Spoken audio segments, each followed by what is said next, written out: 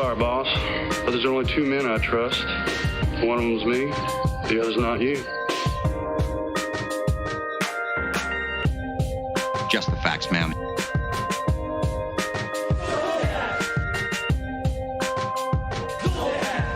Sportos, motorheads, geeks, sluts, bloods, wastoids, dweebies, dickheads. They all adore him. They think he's a righteous dude.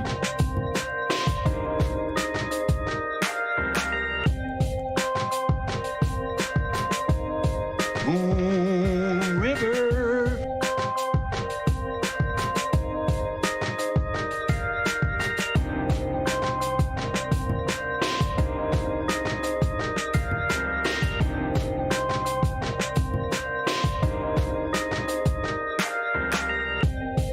Shut your mouth!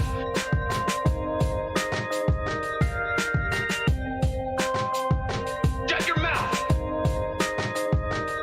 It's okay, I'm a cop. You using the whole fist, Doc? Sorry, Hans, wrong guess. Sorry, boss, but there's only two men I trust. One of them's me, the other's not you.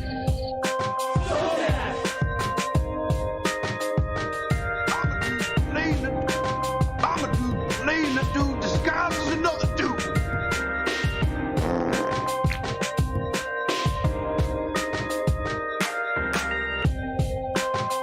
Baby, come on, baby, come to Papa. I'll kiss your fucking Dalmatian.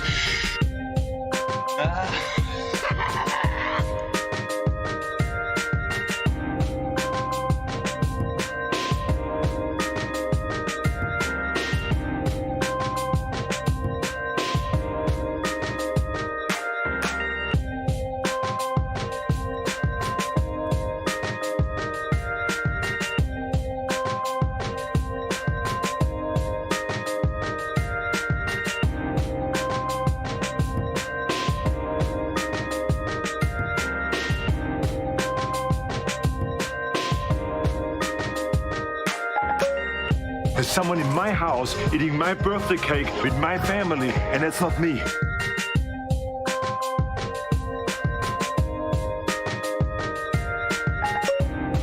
You are disgusting. Once it was reluctantly aroused. Once it was reluctantly aroused. It was hard to get it aroused, and it is hard to get it aroused, but we got it aroused. You are disgusting.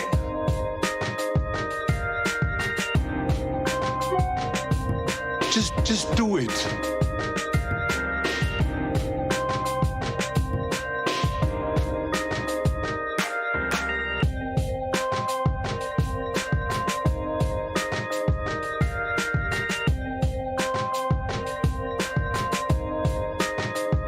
I'm a lead fuck. Tell him, McCluskey. Tell him what time it is. Just looking around here, I can tell you're a genuinely dirty person.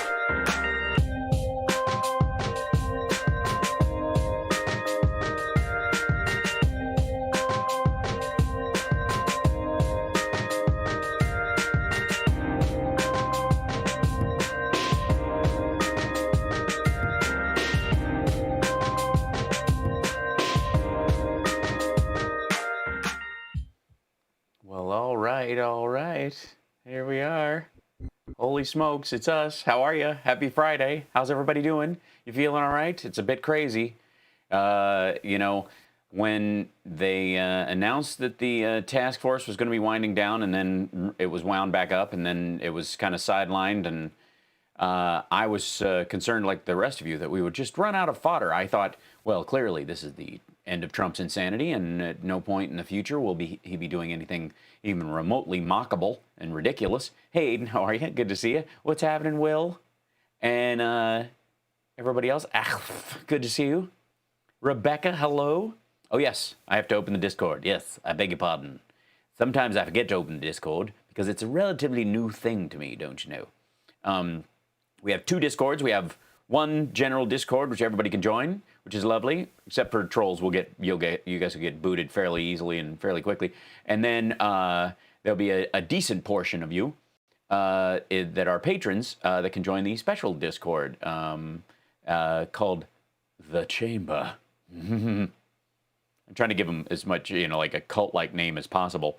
But so hello, let me hop in there and get that open so it can ping like crazy during my show and distract me, as I hope. I know there's a way for me to, maybe I'll turn on deafen and that should do it. Yeah? No? Yes? Turn on deafen and then unmute. No, it only lets me do one at a time. I don't get that. So I'll figure that out. Anyways, regardless, hello and hello. And welcome anybody calling themselves I Only Know Hal from Lab Rats. That's fine. As long as you know my real name, I can tell that you're relatively sane. There you go. So today, I thought we might start off with, and I've got to bring this nonsense up and pause it really quickly because he'll start rambling and then it's very confusing and upsetting. Here it is. The president decided to do one of his little 1-minute Rose Garden message. Yeah, I think this is so he can say scourge in the Rose Garden. You know how he does one of those, it's not quite a campaign video, but we can post it on the website if I do it outside. We could put it on the White House website if we just do it while I'm standing there. Yeah, so he did one of those videos, and it's all kinds of glorious, but it's only a minute, so we'll power through that one first. Here he is, looking, this is his Clint Eastwood look. I have to say, he's been looking puffy the last few days, and then after finding out that the vice president's press secretary, who is married to Stephen Miller, has tested positive for coronavirus right after his valet tested positive, which, by the way, if there's any more example of the fact that Trump is the not Christ, I don't dare call him the Antichrist because I don't think he deserves that place in history, but the fact that he might be the asymptomatic carrier that's wiping out everybody around him who's been carrying everybody around, like, it's bonkers. But so he looks a little like he was bloated yesterday, like a lot of salt, and then he's looking gaunt today. I don't know. Yes, carrots assemble. So this is just that little piece where he's in the garden. Oh, it's glorious. This is a big moment in our history because we're opening up our country again. Now, I don't know what... People are coming out. They're starting to... The miming. I don't know what this, because he does the accordions, which is his way of just flailing his hands and talking. But when he does this weird kind of patty cake sideways things, it's definitely defensive body language. It's fairly hilarious. This is like the helicopter yelling with a, Hal, for the do not click on your green outline dot and then click the right one. I see. Yeah, the problem is I don't have I use a trackpad, not a mouse, and because I'm a Mac creep. To go around and see what's happening. They've been sort of shut down, as the expression goes. It really is that it's just like we've just been shut down as the thing. Thanks, Steven. I put it in the chat room, Steven. The video streaming camera I'm using right now, this is the Logitech Brio, but I'm going to be, as soon as the dummy battery arrives, thank you, patrons, I'm going to start using the Sony A5100. That'll be my standard one. I was using it last week, and the cutout on the green screen was tight, and everything was sweet, and then it only goes for like an hour, and then it goes away, and these tend to go on longer than that. So I've resorted back to the best webcam I have, which is this one, until that battery shows up, and then we're rolling. The amount of tech stuff I've been doing for Sexy Liberal, like I'll give you guys a breakdown at that point. But thank you. We're opening up our country. People want our country to open up. Now, we want to do it in a safe way. We want to make sure... You mean we're all going to go to a Safeway and they're going to be social distancing at the Piggly Wiggly as well, or just Safeways? Safety, you know all about social distancing and washing your hands and all of the things that we're supposed to do. And so... You mean like not go out and not spread the disease? You mean we all know about the part where we had 15 cases, and that led, even though we shut everything down, to 72,000 Americans dead. We're going to hit 140 easily by July. You know, that part, the part we learned, that part where we went from 15 cases to 75,000 dead, and we have 1 million cases now, which will lead to Jesus Christ, the math. Something I think that's important to say, because I've been okay at this kind of thing. You've never been okay at anything. You've never worked a day in your life. Your dad paid for everything. You stole from your siblings to keep your company running.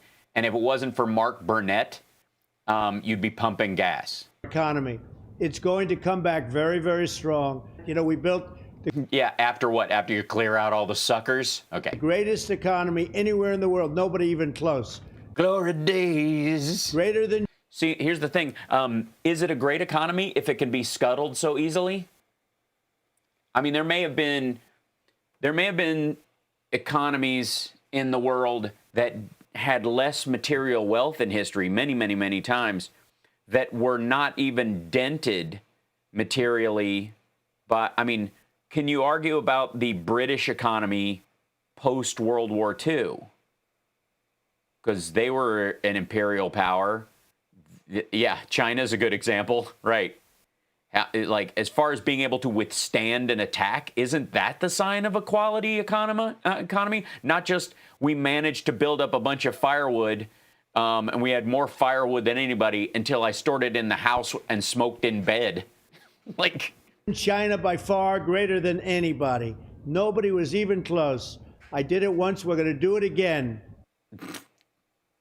I did it once. See, it was all him, guys. We don't even have to show up for work. And it's going to be just as strong by the time we have it done.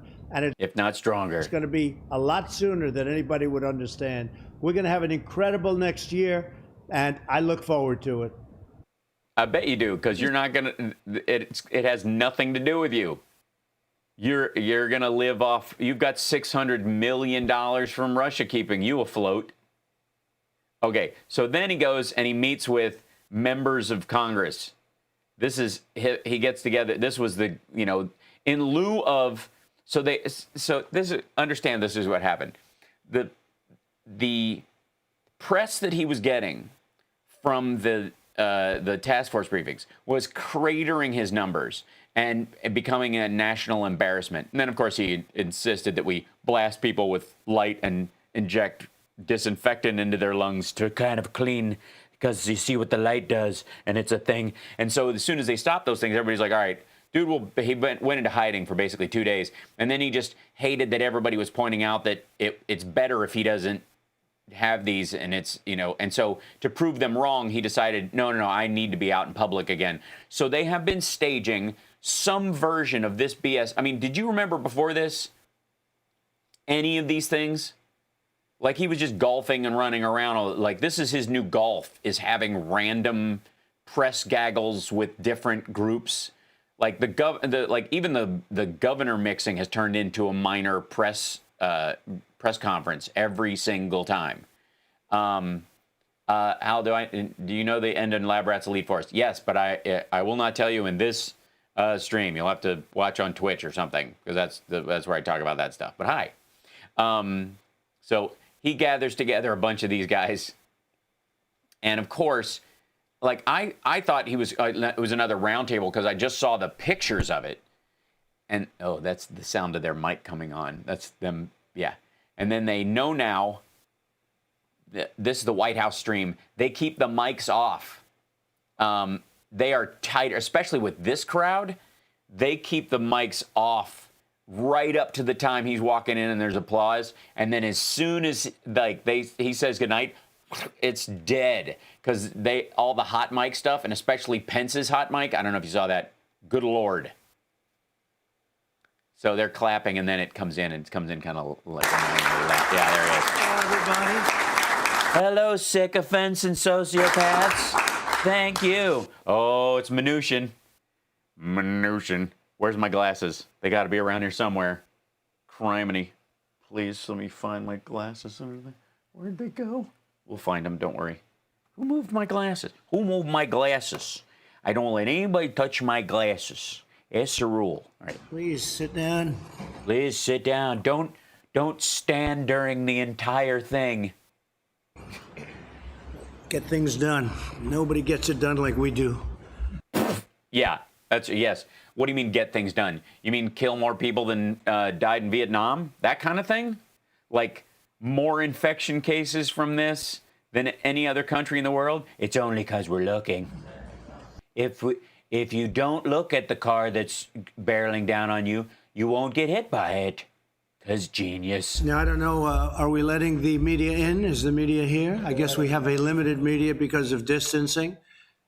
Yeah, and selective. Did McKinney pick only the friendlies? And some people think I did that on purpose. But we've been getting along with them reasonably well lately. Uh-huh. I just want to thank you all for coming and not being scum. for coming back, because you came back. This is a Republican group, largely, if not in all cases. No, they're all Republicans. You're meeting with Republican lawmakers. That's it. Like, what do you mean in all cases?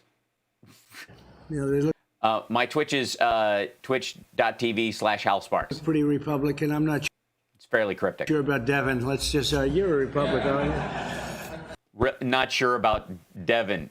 Devin Nunes. We're not sure if he's a Republican. Is that the joke? This is a very, very Republican group, and we appreciate you coming back. Hi, Debbie. And I just want to say a few words, and maybe we'll say a couple of words in front of the media. We just left the most beautiful ceremony celebrating 75 years, the 75 years, and it was magnificent. It was beautiful. The 75 years of what? You mean the end of World War II? You were just there. Say it. It was windy and beautiful. Was it now? And we have a great country, and we're rebuilding our country. What was it? What? We had the...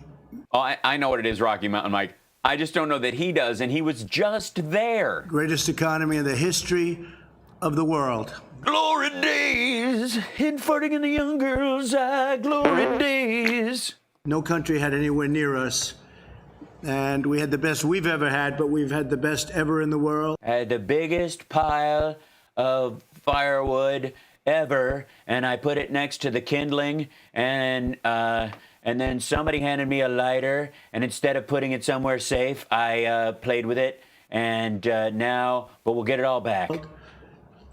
China is a very good competitor, but we were doing much better than China, and that's before COVID, before this plague came in. Please say scourge. We were doing much, much better than anybody. Were we now? Best we've ever done, and we had to close it down. It was an artificial closing. We had to just close it down. Never happened. Really? This is just going to be the hammer, right?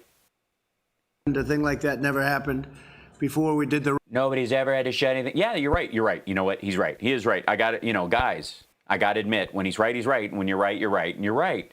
When we had H1N1, we never had to close down the country. When Ebola came here, we were able to bring people who had Ebola back to the United States who are Americans so that they could get treatment and still didn't have to close our country down. We did not, nothing has happened. No president has ever presided over this kind of illness spreading through the country since 1918.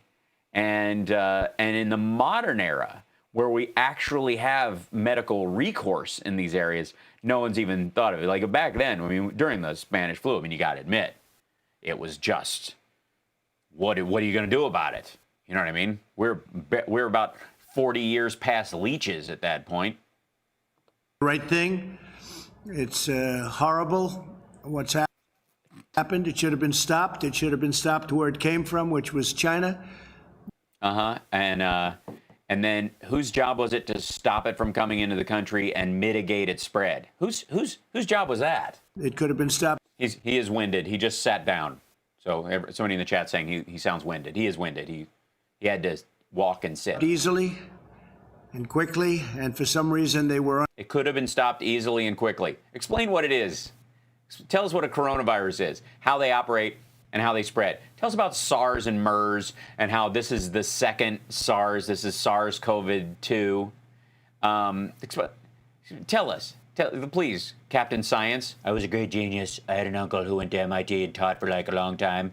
Genes. Unable to do it. I think they tried, but it got away from them, I guess. You think they tried? You guess?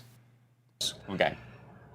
But it's a shame, and so many hundreds of thousands of people around the world have been killed, 184 countries. But we're going to build our country back, and we're going to build it back fast. This group of people, we all did it before, and we'll do it again. I did it before, and I'll do it. It's good to be the king. And we created something that has never been seen before. No, there's been a lot of rebuildings after Civil War, after World War I, after World War II. After World War II, we brought a bunch of soldiers home. We had to erect buildings within months, large apartment buildings, just to bring the soldiers home and have a place for them to stay before they moved back across the country. We set up the VA system largely around that time. We, civil rights era, we had major shifts going on. We've had several outbreaks. AIDS epidemic, which created literally a donation walk in every major city in the country for 35 years. Tell me how we've never done this before. And if you are somebody that likes history, and I think everyone in this room likes history, yeah, tell us history, please. I remember when Steve Scalise chopped down a cherry tree, and he said, "I must tell a lie." Wouldn't be doing what you're doing. You would What? see that, and you would remember that this was the year that China was going to overtake us in the economy. If you go back 2 months, you would see that they weren't anywhere close, that we were going to be there many years of if the right person sits in this seat, it will never happen. Oh, so you're voting for Biden next year? Is that what you're saying? If the wrong person sits in this seat, it'll happen in a period of a few years or less. It can happen almost immediately. So we are in a position where we have to start all over again. And we will start all over again. And we're not starting all over again. Stop pretending you're inventing America from scratch. And we'll build something. We're going to have to tear up the Constitution and start Something that was even better than we had before, recognizing that so many people have died. He's flushed today. He's puffy again after, and maybe it's the camera they're using in the Rose Garden. Maybe that makes him look thinner. I don't know. Maybe they used a drawn lens to try and create that or whatever. We're going to start from scratch. So let's start with corporations are people, and you only get a vote if you can pass a super genius test. First question, should you inject Lysol into your lungs if you have a mild cough? Answer yes, quickly. Only person answering it correct. So many people have died. That's the one thing we can't do anything about. Yeah, you can. Through mitigation, you can limit those people. And you can, he's just not taking any responsibility. Unfortunately, what I can say is if we did it the different way, if we went herd, if we just said, let's wing it, we would have been talking about numbers that would have been unsustainable and unacceptable. True. And only an asshole would suggest that as a possibility.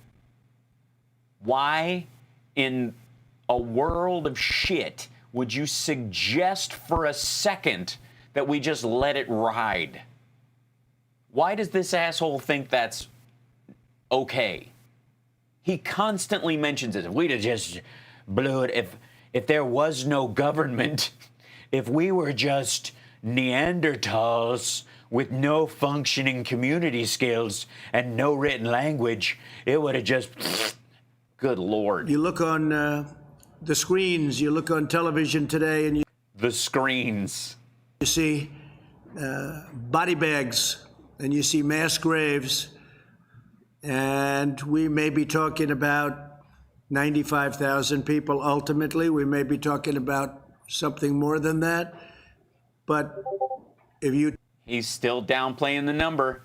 If he says 95, they just told him 195. Take a low number, 1.5 million, Oh my God, he's doing the division thing. Take the worst ever, like if you did fuck all, and then you cut fuck all in half to doing negative nothing, and then if you cut that in half again and did like covering your hands over your eyes and running into traffic, you'd get to Jesus. So you multiply whatever number we're talking about times 50. He's just using this as an excuse. No matter, as long as it's under 2.2 million, he thinks he did a good job. 15, it would not be acceptable. No, it wouldn't be that wouldn't be acceptable. So that's your number. So what? 500,000 is your number. He thinks if it's anything over 500,000 people, that's unacceptable. But if he gets it in at under 500,000, he wants credit for that. It's not acceptable now. One person isn't acceptable, let alone. Well, then apparently it is because you're reopening the country. Perhaps 100,000. So. Okay, 95 to 100,000. He's auctioning the dead again. We're going to rebuild it. We're going to rebuild it back. And by it, you mean grandma's corpse? I'm guessing not. As fast as we can. I think we're going to have an incredible transition, but. It's going to be it'll be a blast. Incredible. You mean the second wave that's coming in the red states? Transition leads to fourth quarter. Third quarter, I call it transition. We'll start to see it. It's already happening. People want to. Is it? Come back. I think everybody in this room realizes we have to come back. Otherwise, you have a broken country. You'll never be able to do it again. You'll never be able to build this miracle. It's a miracle what we did, what all of us did, and what many. Really? Taking the stock market from 19,600 to 25,000 is a miracle? Why is that a miracle? It's the exact same financial arc it was going in. If it wasn't for the 2008 crash, we'd have hit all these numbers 6 years ago. People before us did. You'll never be able to build it again. The people. Dear American people, if by any chance, God forbid, Donald Trump is struck by lightning and the Republicans can't get it together to run somebody else this fall, you, no matter how hard you work or how smart you are, or the ingenuity or the intelligence and the caring and the drive and the focus of the American people, will never be enough if he wasn't there to guide you. That's what it is. This is sun shining out of his ass story time. People want to come back. You see what's going on at state houses all over the country. They want to. Yeah, groups of 200 with guns who show up for everything else where they can bring a gun. It's a bring your long gun square dance. 200 people in a state with 30 million people in it. You got 200 people showing up going, I need the 2A. Come back. I think some people don't want it really to come back. Not that fast if it means killing everyone. For political reasons, which is. Oh yeah, political reasons. Like we want voters to live long enough to vote. Sick. But the people, the real people, the people that want this country to be great and great again, we can say, they want to get back, and we're going to have. So the rest of us don't want to get back because we would rather pace ourselves and make sure testing is in place before. I see. Okay. Embers. We're going to have fires. We're going to have things to put out, and we'll put them out. We learned a lot. Things that we had no idea. Yeah. Play again. 2 months ago, we've learned a lot over the last couple of months. Yeah, you look smarter. And we're going to do a job like nobody's seen before. Uh-huh. And I spoke with Angela Merkel today. I spoke with Prime Minister Abiy. Yeah, and what's their problem? What's Angela's problem? She started to reopen, and they got a flare-up, didn't they? Japan. I spoke with many of the leaders over the last 4 or 5 days. And so many of them, almost all of them, I would say all of them, not everybody want to admit it, but they all view us as the world leader. And the United States, not you. Because we are the democracy that everyone dovetailed behind. They're following us. Oh, now he's paranoid. You look at what we've done with ventilators. We started, and we had no ventilators. Nobody thought in terms of a ventilator. It's like, and I say it all the time, it's like building a car, and other countries don't have ventilators. And we became so successful at ventilators and building this very... I've been tinkering in the shed this whole time. Hold on, I've got to, like, see if this increases the quality, because it's been choppy, and I'm not quite sure why. This virus has hold on. No, don't play the other video, you silly. It's a big moment in our history. Stop that. There's so many of these. It's ridiculous. Okay, here we go. Oh no, we get to go through all these guys, by the way. That's again, we can say they want to get back, and we're going to have embers, we're going to have fires, we're going to have things to put. We're going to have people on fire punching themselves in the face. Put out, and we'll put them out. We learned a lot, you know, things that we had no idea 2 months ago. We've learned a lot over the last couple of months, and we're going to do a job like nobody's seen before. Lord. And I spoke with Angela Merkel today. I spoke with Prime Minister Abe of Japan. I spoke with many of the leaders over the last 4 or 5 days. And so many of them, almost all of them, I would say all of them, not everybody want to admit it, but they all view us as the world leader, and they're following us. You look. They're looking to us to be the world leader because our economies dwarf theirs, and always have. Look at what we've done with ventilators. We started, and we had. The cupboards were bare. No ventilators. Nobody thought in terms of a ventilator. It's like, and I say it all the time, it's like building a car, and other countries. Yeah. So what you do is, it's exactly like a car. You take the patient who's got a bad cough, and you start the car, and then you have them put their mouth on the exhaust pipe, and then. Countries don't have ventilators, and we became so successful at ventilators and building this very complex machine, very expensive machine, but very, very complex to have it right, to do it right, highly computerized, very technologically significant. So we built, and we built, and we built, and they took other factories. I'm tired of building. Factories for totally other purposes. And we gave them money so they could retool the factory, and then they could use those funds to own another factory that they bought from a smaller competitor who was driven out of business by it. And the big corporations are very happy. And now we have 9 factories that are throwing out ventilators at numbers that nobody can believe. It was really, there's not been anything like that since the Second World War, where we testing. Where's the DPA for testing? Did the same thing with other types of products. Yeah. Already passed the arc. They already figured out that they don't need them as much. They know that putting people on a ventilator ends up being worse for them a lot of times, so they try and keep them off as long as possible. And new antivirals and therapies are coming online as people were testing them. They were following the South Koreans. The South Koreans put fewer people on ventilators, had better outcomes as far as death. Product, and we're giving. Wait, did he just call ventilators product? We're not selling these things. We're not in the ventilator business. Comes down to Donald Trump's ventilator king. I am the king of ventilators. I got kid ventilators. I got ventilators for the little woman. I got the hot rod ventilators, the pulled truck ventilators, the El Camino ventilator for the wheezing serial killer in your life. Come on down to Uncle Don's king of ventilators. Right, monkey? Yeah. Other factories. He's choking. I got monkey ventilators. Factories for totally other purposes. And now we have 9 factories that are throwing out ventilators at numbers that nobody can believe. It was really. Throwing out ventilators. Just keep it classy. There's not been anything like that since the Second World War, where we did the same thing with other types of product. Yeah. Remember when tanks were a product? Remember that? And we're giving.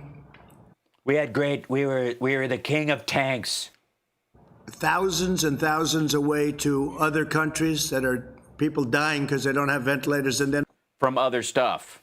Not equipped to do what we did. So we're giving thousands and thousands of these ventilators away to many countries that have suffered greatly. Italy, France, Spain, so many countries. And Nigeria called. Tremendous problems in Nigeria. Tremendous. They called you? What? It just the whole country called? Do you remember the leader's name? Who am I kidding? Problems all over. And so they're very happy. In addition to that, we're building stockpiles for ourselves. So if this disaster ever happens again, we have. Do we say? Do we have bear cupboards? Plenty. Some of the governors were working. Yeah. Did Namibia ever call back? Along great with almost all of the governors, but some of them, they needed ventilators. Now it's testing. And we have testing at a level that nobody's ever done before. Every leader tells us the same thing. In fact, they want to know, what are we doing? But no, they don't. We're using the same tests they are. You don't hear that from the media. Because they are contact tracing with their testing, so they have to use fewer tests. You never hear that. But what? Yeah, no, we never hear that from you because you choose the literal number of tests as opposed to the per capita, where we're behind what Belarus. What's happened with testing is incredible. So as of this morning, we've done 8.5 million tests in a country of 350 million people, and how many people who got those tests are going to need them again? And yesterday alone, in one day, we did 300,000 tests. Oh, did you? You must be exhausted. And that's an incredible tribute. Now they have the test where it takes you 5 minutes. That was a no test that didn't even exist. Everything had to go to a lab. It would be sent to the lab, so it takes a day, and then it takes another day. But it takes you 3, 4, 5 days if they do a good job. Now you do a test, boom, and you have it. Boom, boom. You do the test, boom, and it works like a charm. That's why we're full of, there's so much COVID running around this place. 5 minutes, and nobody ever thought a thing like that was even possible. That's the Abbott laboratories, but now we have other. It's 15 minutes, by the way, and you can only do one at a time. Competitive tests, even with that. Hi. So what we've done has been incredible. We're going to continue to do it. We're going into transition. I don't know that I support that. I would not continue doing what you're doing. I don't think there's much argument that you're not help. If what you mean by we're going to continue doing what we're doing, if by that you mean we're going to leave the governors to do it themselves, then yeah, keep that up because that's having a better effect. Just get out of it. Yeah. And I call it transition to greatness. It's going to be transition to greatness. So TTG, instead of MAGA, it's TTG, PPP and PPE, and we're going to talk to the TTG and no one say PP tape. Because we're going to do something very fast, and we're going to have a phenomenal year next year. Third quarter transition, fourth. Fantastic year next year. It's May. It's May. So, just everybody, just hold your breath till next year. This quarter is going to be good. We're going to have a great, great year next year, but only if he gets reelected and right after we get his tax returns and the Republican health care plan, which they've been working on, which is cheaper, better, quicker, doesn't require a mandate, and covers pre-existing conditions, better for you, and premium, and excellent, and good, and gold-plated. There's tremendous pent-up demand, and next year we're going to have a... Yeah, there's pent-up demand for you to golf. Phenomenal year. And with that, I think maybe I'd like to go around the room, and you could introduce yourself and say... Because even though I work with you all the time, I don't remember your names. A few words, and then after that, the media will leave, and we'll have some discussions among ourselves, okay? Please, why don't we start? I think I know... Please, anybody, somebody, say your name, because I... This gentleman, huh? And by the way, Kevin has done some job. He should have had the job a long time before. Stop hitting the table, your mic is on. Before he had it. But he should have had the job before he had it. Okay. That's okay. We have a great man, and he's going to be, hopefully, a great Speaker of the House. We got to get him there. No. If we get him there. Yeah, no. Yeah, the Senate's looking bad right now.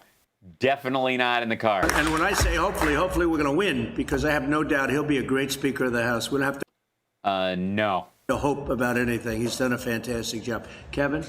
Well, Mr. President, I do want to say one thing. As you and the First Lady were out there honoring what transpired 75 years ago, that we had to end the tyranny of what Hitler was doing throughout Europe.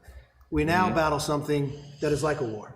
That this is a virus. It's true, it's so true. This is like the Hitler virus, only in my mind, I picture it as black. But go ahead. Virus that came from a distant land that we did not invite. But just as we had to Well, oh, you mean like my grandfather? transform our country then and unite, that leadership you're providing is doing just that. As you talk about ventilators, gearing up, testing, more than...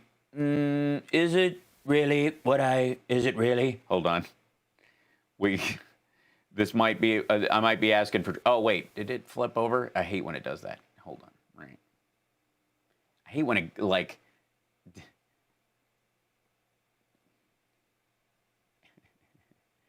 is a mistake, but we'll see. Hold on. All right, now, wait, give me 1 second. You know, there's just no fast way to do this. If I, you know, is because it's just what we do. Oh, come on, you rat. This is so good. Hold on. It wouldn't be my show if I wasn't messing around with the technology and screwing it up while I'm live, would it now? There we go. Done. And then we transition. Excellent. I think it just doesn't like to, there we go. Hey, all right. So nice to be here with both you guys. I mean, honestly, this is going to be hey, big guy, what's happening? And, hey, sorry about you never becoming speaker. Quit. He's trying to, sorry, you're Kevin, right? Kevin's trying to say some nice things. 1.7 million in 1 week. The ingenuity of this country will solve this problem. And we will not just solve and get a vaccine for us, but for the rest of the world. I do. Yeah, no, that's you.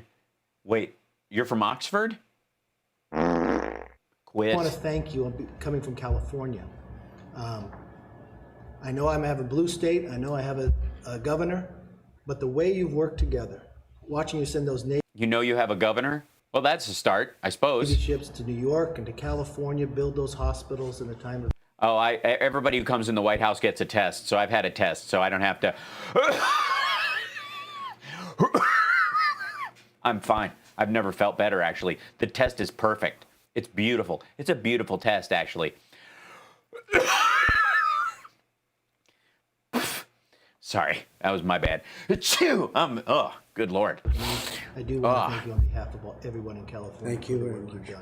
Everybody in California. Yeah, totally. Especially Devin Nunes' cow. Great state. Thank you. Thanks very much. Yeah, I'm from there, you know. I voted for Gavin Newsom. Yeah. Yeah, you notice he hasn't needed anything from you in a long time because he actually is a functioning, yeah, he runs a state well. Yeah, just that kind of, you know. Quit. Thank you very much. Elise? I think they'll turn it on.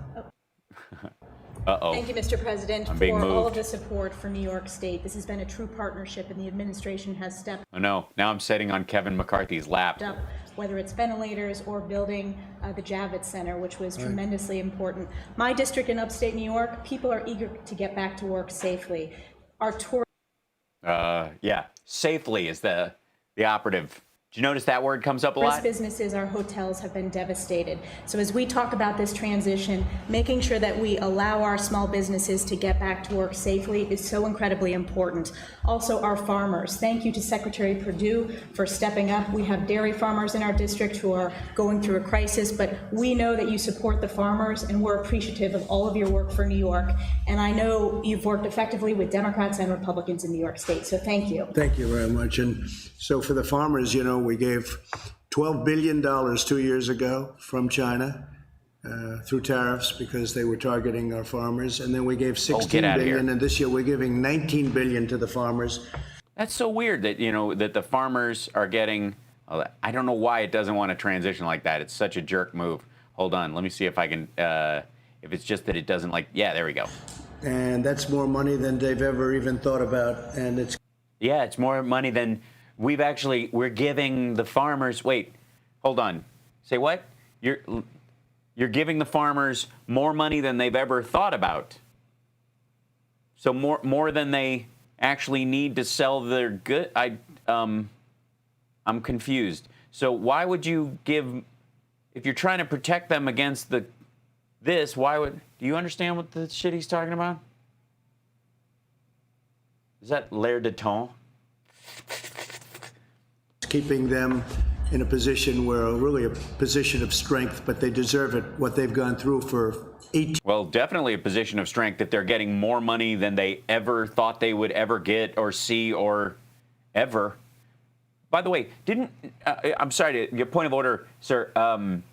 Wasn't there $50 billion worth of goods, farm goods, agricultural goods from China that you secured in that $250 billion deal where, and we've paid the farmers $68 billion so far for $50 billion. Oh, Templeton's a rat. Thank you so much. Excuse me, sir. I have to get up from the table and give a round of applause. Can we give Templeton's a rat a round of applause?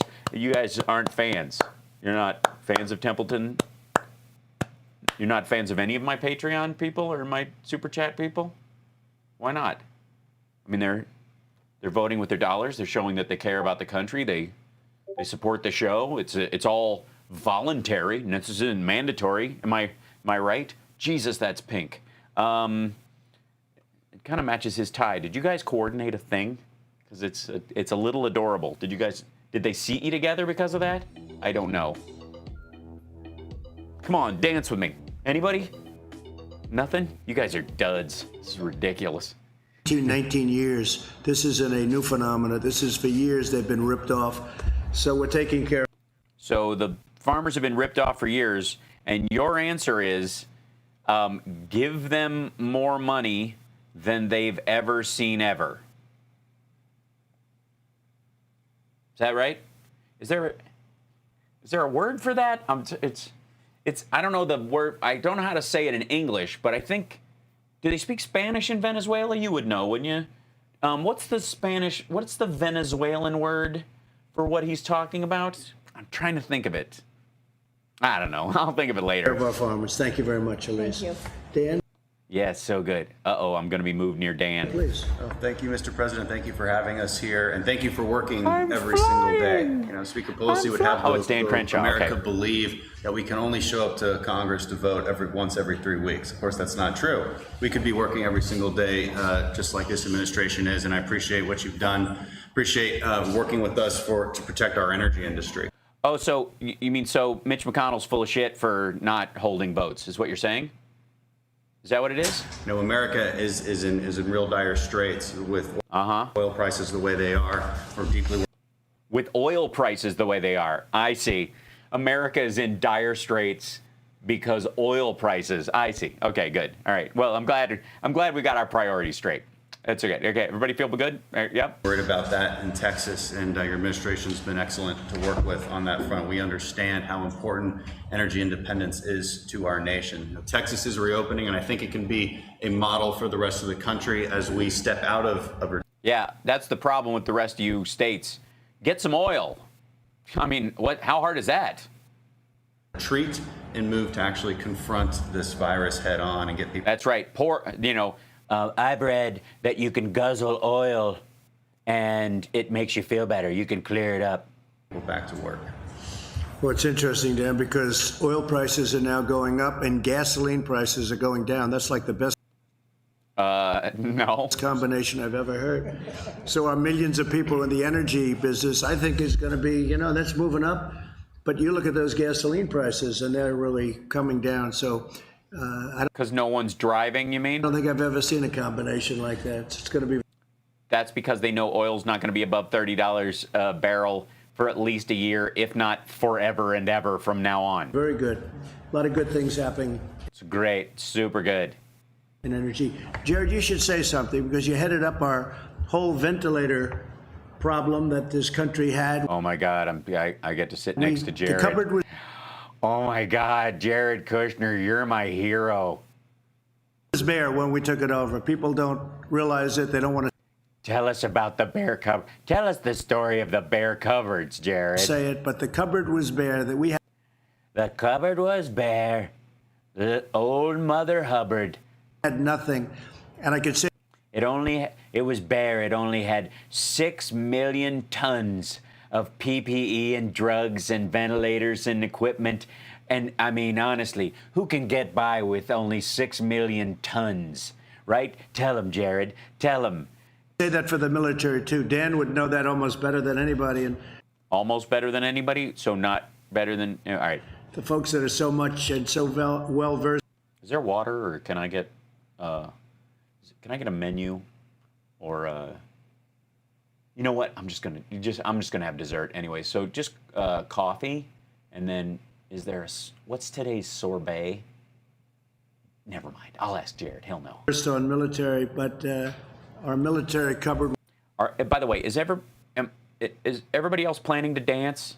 Am I the only one planning to dance? Is this? Was bare also. We had obsolete equipment, we had old equipment, and now we have. Yeah, I can only milk. We're only having milk. Really? Oh, I see. Because they know about the vitamin D thing, so they're trying to protect everybody. I get. Okay. Cool. Well, I'm glad you liked the show. I'm glad you're watching. How can you stand to work here if they? Oh, I see. Student loan debt. That's interesting. Okay, cool. Thank you. We've never been in a position like this. We have the best equipment in the world, all made in the United States. But Jared, why don't you? No, they bought most of it overseas.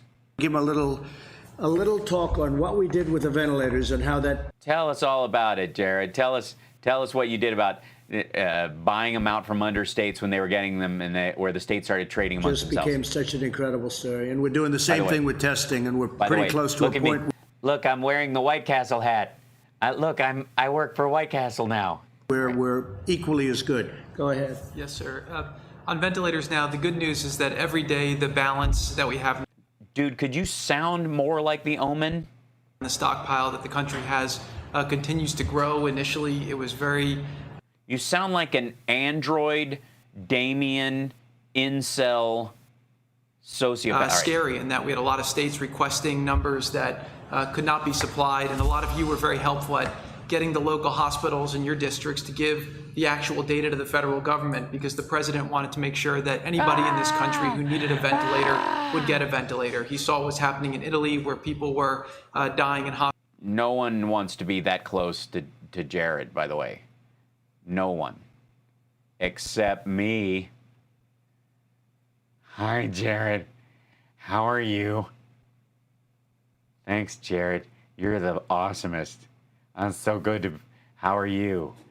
You're so tall. Hospitals and not able to get the care they needed. Look how handsome he is. And it's weird because his skin doesn't even have pores. How does he don't you die if you don't sweat? Is that a battery cable in your chest? Oh, that's your microphone. And the president said, I don't want that to happen in America. Okay. Where do you want it to happen? Mexico? Deploy every resource that we have, get all the intel we have, and let's do our best to try to make it work. And we were able to make it work thanks to your leadership. And then what we were able to buy, you mean make it work like states bought their own ventilators from overseas and you guys seized them on the docks and kept them to replace the broken ones you'd let rot? You mean like that, or? I don't know. I can't think. Just mesmerized by your eyes. Hold on. I'm getting flying all over the place with this thing. What we were also able to do is use the Defense Production Act at the president's urging, and No, you didn't use it. You didn't actually use it. I mean, he signed it, but he didn't implement it. You know what it actually does? We were able to contract 11. You smell like silicone and Axe body spray. Different ventilator companies last year. Oh, sorry, that's me. I always get us mixed up because we look at that. America made about 30,000 ventilators. This year we'll make about 150,000 in a 4-month period. And so we're in a place right now where we're doing well. A lot of our allies, the countries that are friendly with America, are starting to get ventilators from us, and we have more than enough to take care of all the American citizens. So Yeah, because they're not integral to the treatment of COVID-19 anymore, and they're using different techniques to try and keep people alive because there was a learning curve on this disease, and now you're just selling them as a product. P.S. Where's the testing? No one. Any debate there might have been about ventilators, and Trump had plenty of moments where he's like, I don't even know that's the best thing for people. He's saying the same thing about tests now. We're never going to be at a point where we've got too many tests and we can give them away. So why aren't we using the DPA for that? Huh? Oh my God, I can see the 3 6s. It's right behind his ear. It's been a great success story on testing. It's written longhand, though. I always thought it would be numbers. That's weird. The numbers continue to grow. We have all the supplies that we need to do it. We've now educated all the governors. We have over 5,000. Oh, you've educated all the governors. Have you? Did you? Did you educate all the governors? What'd you do? Tell them where their stuff was? Testing machines in the city. We've had the commercial sector through the public-private partnerships that the president, had us lead. Those have now identified over 5,000 machines. We've done DPA on swabs, so we're making a ton of swabs. We have reagents. We have. No, you didn't do the DPA on swabs. Transport media. We've been working with all. You ordered them. You didn't push anybody to do it. The government can order swabs all at once without having to use the DPA. Just because you signed the DPA and then you bought a bunch of swabs does not mean you use the DPA to produce swabs. The governors to help them with the National Guard on how to better collect samples. And so we're seeing those numbers starting to really rise. And when you look at the number that America's done relative to any other country, we're 2 to 3 times the next number. So, no, Italy's higher than us, even in the actual unit numbers. So on an absolute basis, the job that you've led on that has been absolutely tremendous. And that's giving the tools to America to start opening. Oh, this is just a ass-kissing round table. This is basically like butt pucker golf. Opening up these counties and allowing America. So if I can't hit balls into holes, you guys are going to put your lips on my hole. That's how it's going to work. Thank you, Jared. You've done a great job. No, you haven't, Jared. You're a mess. We would be safer if the subway Jared was in charge of stuff. Someday people are going to appreciate it. They say, "Oh, he's a relation." Well. He's a relation. If he wasn't a good relation, I'd get him out of here so fast. Sometimes we have a problem, Louis. I say, get You haven't seen Eric around, have you? Jared on it. Great job, Jared. It's the only thing he can think of. Just put him in charge. That way, if he fails, I can get rid of him. Smart guy. Based on what? How are we? What in any of thing? Show me anything that's actually occurred with Jared in charge of it that actually qualifies as smart. So here's another smart guy. So Devin. Pucker up, Buttercup. That's right. Ed, Ferris Bueller's on line 2. I think I thought about Devin more over the last couple of days than anybody else because. Well, certainly more than his friends or family because they try to put him out of mind. Because this guy would come in and he'd tell people what was going on and nobody believed it because it was not believable. Yeah, that's true. Yeah. It wasn't believable. Right. Oops. You meant to say unbelievable, and you actually said the quiet part loud. Right. There you go. Oh, yeah. Matt Getz is right behind me over here. It wasn't true. That his rusty trombone is getting tuned up right now. They would be doing a takeover of a presidency illegally, and all of. No, legally. No, you broke the law. You're not a king. You're subject to the laws just like everybody else in the country. The illegality that was going on. The illegality. And he was the first one, our superstar Jim, and all of us will admit this guy was just, he wouldn't stop. He wouldn't stop. He kept running over and pretending to find information and then bring it to me in the middle of the night. Devin Nunes. Pretending to have cows. He wouldn't stop. He saw it before anybody, and you deserve a medal. You deserve the equivalent of Pulitzer Prizes. They ought to take the Pulitzer Prize away from all of these phony journalists that got a Pulitzer Prize, and they were wrong. They were wrong on everything. No, they were right. Now they've been proven wrong. Sorry, is this I thing saw on? where Clapper, not a smart guy. How do you have not a smart person heading up intelligence? How does well, you're the commander-in-chief. I mean, anything's possible, really. that work, right? You have a man who is not smart, and he heads up intelligence, and that's possibly what happened. They ran away with it, but he knew what was going on, and I'd watch him and tell. It's so terrible when they fly me. So yeah, here, hold on. Let me sit down. Let me settle in right next to you, sir. Go ahead. Television, he'd say the worst things. And now I know why Shifty Schiff, dishonest, corrupt politician, why this guy didn't want these papers exposed. Because all these people said under oath, where they go to jail if they lie, they were totally, no, I didn't see any collusion with Russia. I saw nothing. No, I said, but he was on television before and after saying there was massive collusion. Yeah, there was. And that's like saying, we found the dead body and we found the smoking gun and you owned it. Did you see the murder take place? No, I wasn't present. The guy was murdering people at night when there was no one around. That's kind of how, you know, when most murders happen. Well, then how do you know it happened? How do you know there was a murder? Body, gun, owned by him, fingerprints? Yeah, but did you see it? This is all circumstantial. If it wasn't for the circumstance where he shot that person, left the gun, and ran away, you wouldn't even have any evidence. Like Putin was my best friend. You'd called him twice this week. We had no calls to Russia. We had no calls. No, you had dozens of calls to Russia. From Russia for years. For years. You mean before you started trying to build Trump Tower Moscow, or after the PP tape? There was like a long lag. Oh. And all of a sudden, we have this great friendship. And by the way, getting along with Russia is a great thing. Getting along with Putin and Russia is a great thing. And stuff like this makes it impossible. And that leads to... Does it make it impossible? Does it really? Is that what makes it impossible? Or getting caught? Very bad things, very bad things. But I have to say that Devin was incredible. He understood it.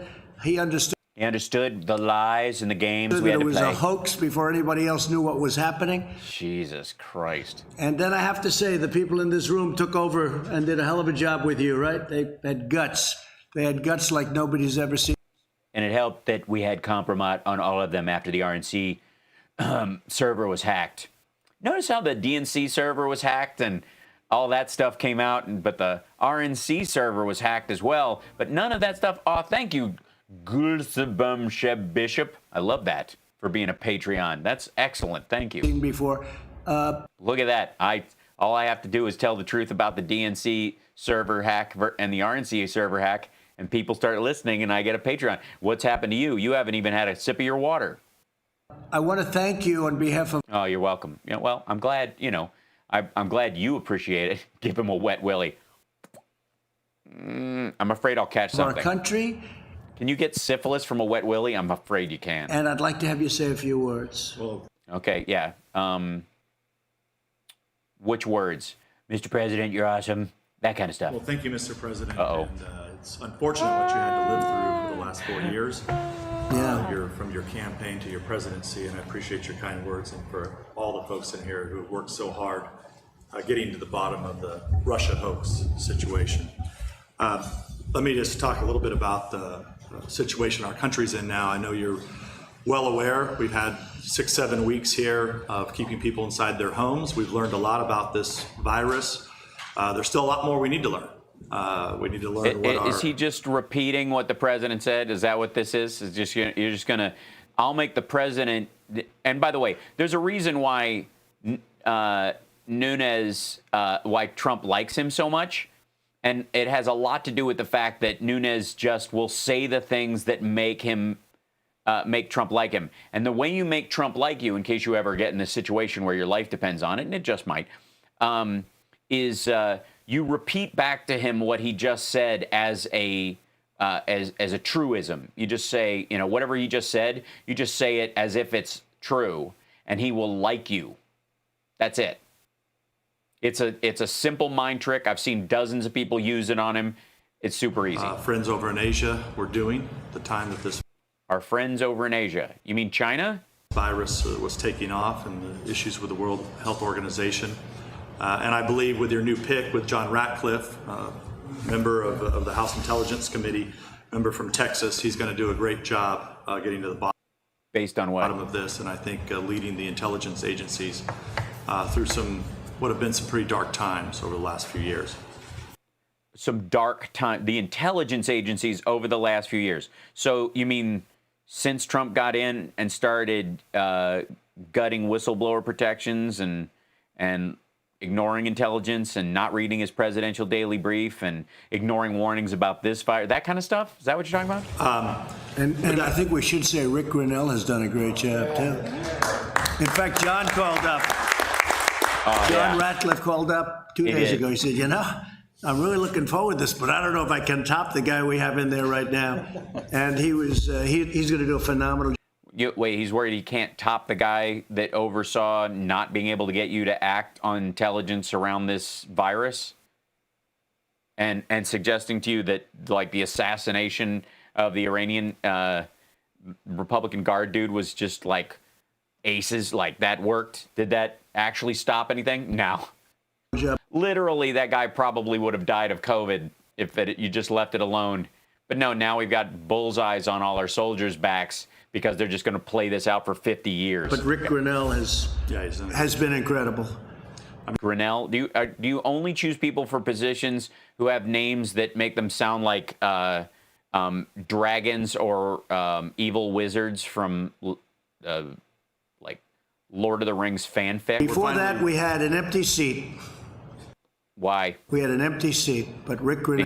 Because of who you suggested? Because the person you suggested couldn't pass clearance? Now, what he's done, even Louis would admit that, and I saw... Even Louis would admit that, and Louis is in danger of poking his own eye out with his Rick fork. Yesterday walking in with thousands of pages of paper into the Justice Department. We didn't see that before, did we, Louis, huh? Nobody does any work before. We were like, what the heck is with this guy? Rick Grinnell did a great job, and John is going to be phenomenal. Please. Well, Mr. President, what we expect and the American people expect is transparency from our law enforcement agencies. Yeah. Let's talk transparency, shall we? And I think we're well on our way. While I block Nunes with my giant COVID mullet, which is growing quite lovely. Look at that. Look at the flow. Look at that happening. It needs, it needs some length. This part's getting long on the top, and I'm, brushing it back. But this business, look at that. That's starting to turn into something. It's almost at the shoulder. I'm very excited. Martin Riggs, eat your heart out. Way to getting that. I want to also thank you for bringing us back here to show the American people that we can be here and do our work. What do you mean, in a Republican-only room? The Democrats are cowering at home right Yes, I do pay Fortnite, but very rarely. now, and it makes no sense because we... No, you make no sense. That's right. We've learned so much. I can understand for the first few weeks, but... what have you learned? You learned that if there's a disease going around that's easy to catch, stay away from Rand Paul. That's what we've learned. We're learning. We have ventilators. We're learning new ways how to treat this virus. And if we're expecting, as you know, you've been in my district. It's the San Joaquin Valley of California, heavy agricultural area. My folks have been going to work. Yeah, because they work in fields of like 9 people. And because I don't understand why people can't go work at a Ruth's Chris and start, because they have to feed this country along with a lot of the folks around here. And if we expect the guys that are cutting meat or working at a grocery store, working in these packing plants, if we expect them to go to work, we ought to go to work as members of Congress. No. You can't cut meat via Zoom. What are you talking about? And I'll just leave it at that. If a surgeon can stand right over a body, thank you.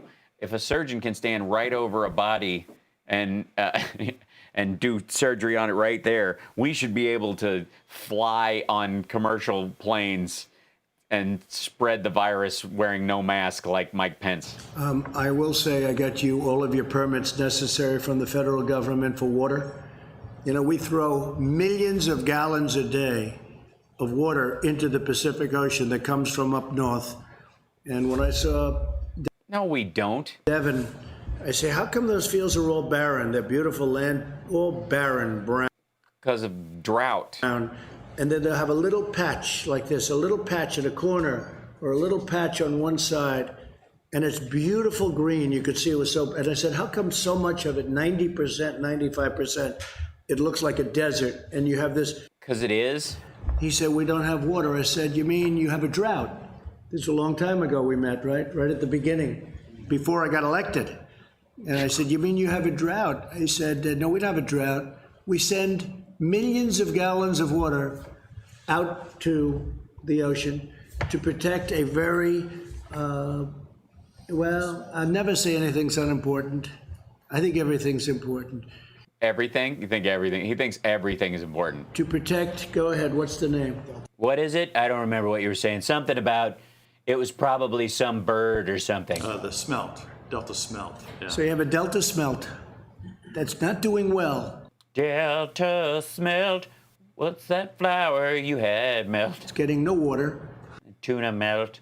And it will do a lot better. Could it be a tuna melt from days gone by? If it had water, but they send millions and millions of it. Is that serious? Oh my God. The water from up north, like a lot of states that have unpopulated areas and highly populated areas, gets piped to cities and everywhere else. And the farmers, those green spots he's talking about, get that water as well. They don't waste it on the outlying area where they aren't farming anything. Seriously, is that the only reason? That's the reason they send it out there? Yeah, that and, for the Delta that and salmon, yes. That and salmon, so that the fisheries don't die.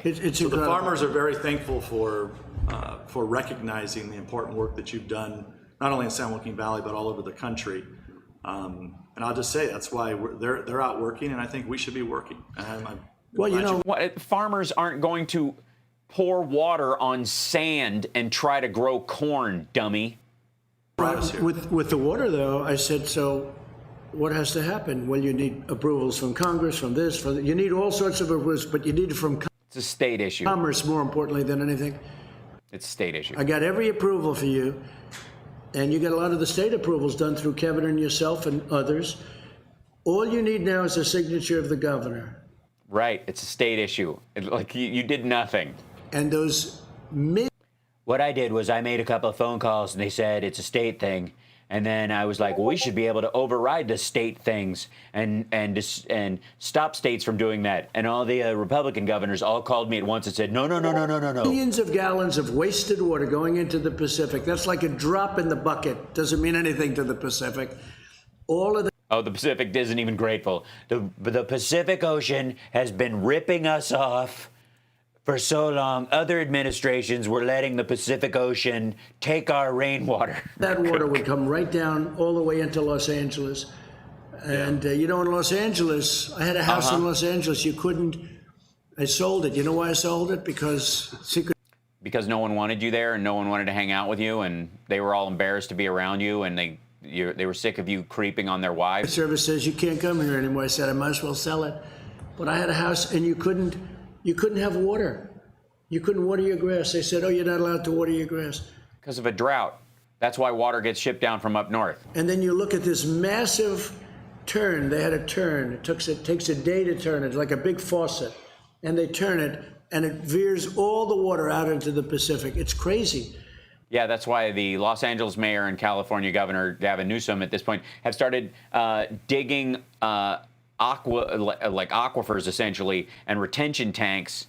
The park that used to be near my house now has a 500,000 gallon tank underneath it just for rainwater runoff to use as brown water for the surrounding area. So because the state was working on that. You see, the technology didn't exist until 25 years ago, and then permitting 10 years, and then you happen to be standing there when shit happens, and you're like, see what I did just by being around? All set, except you need Gavin's signature. If you get Gavin's signature, you're going to have water from Los Angeles all the way up.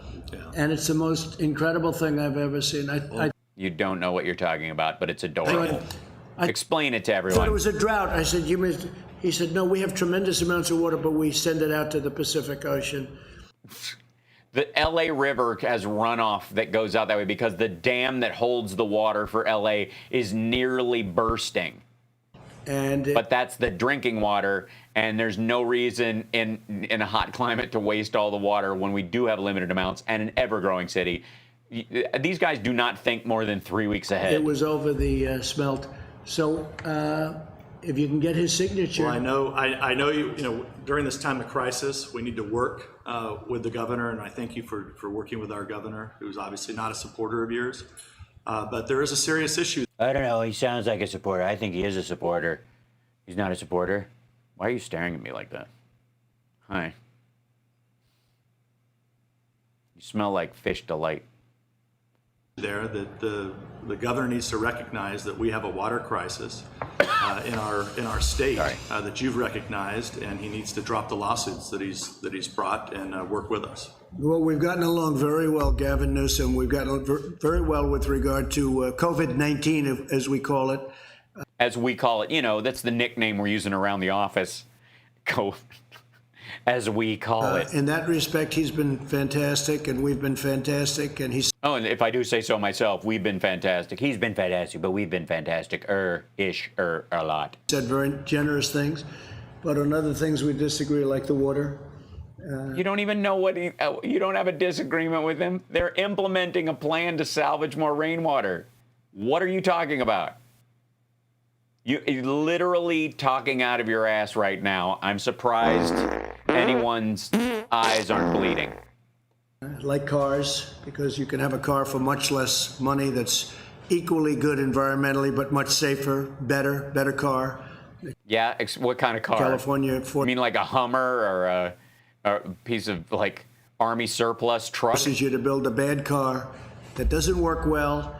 And there are a lot of reasons for not doing it that way, so we'll end up... What bad cars don't work well in California? So on that we don't agree, but we agree on... Name a model, please. What are you talking about? We agree on... Does anybody in the chat room guys, do you have any idea what car he's talking about? I mean, is this a Tesla thing? Or is that, you know... Does he mean is he still hung up on the Prius?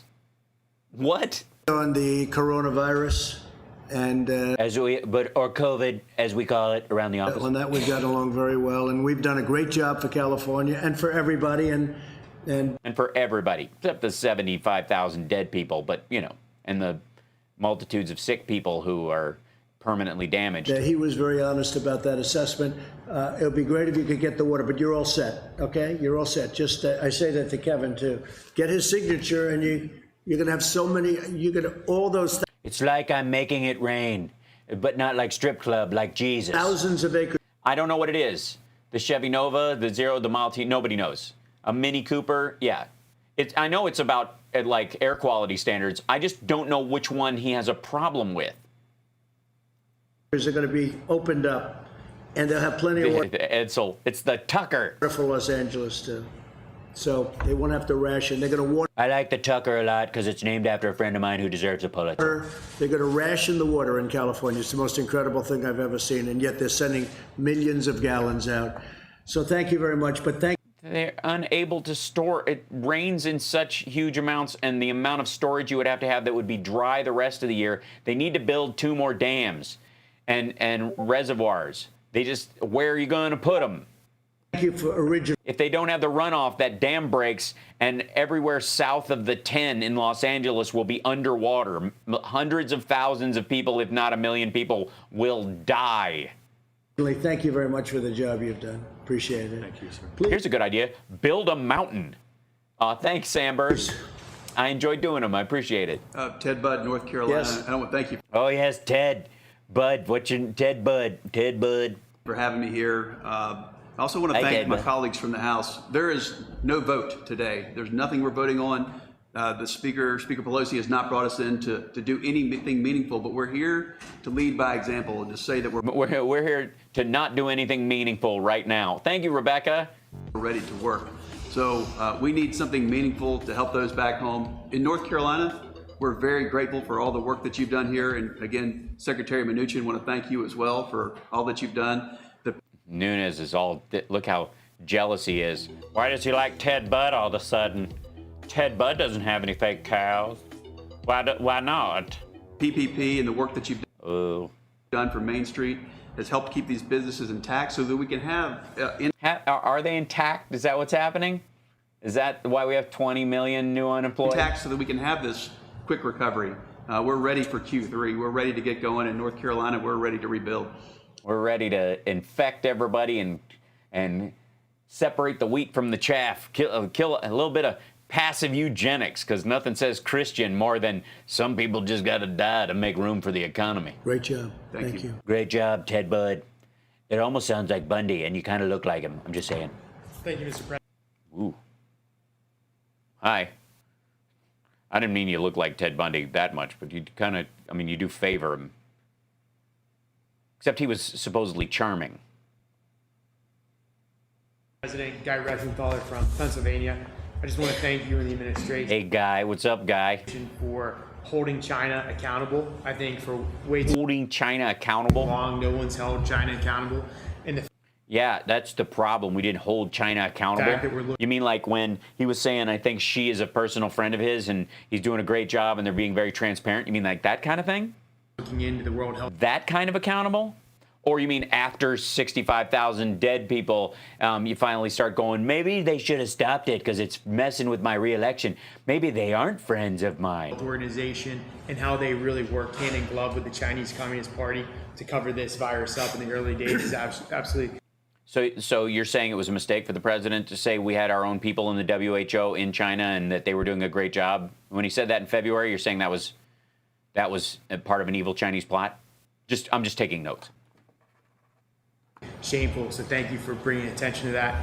In Pennsylvania, we're having a really hard time because the governor has had such draconian shutdown measures. Is that why you're having such a hard time? Or is it because there is a rampant disease that's going to kill citizens? Now number one in unemployment claims, but we're only number 5 in terms of population.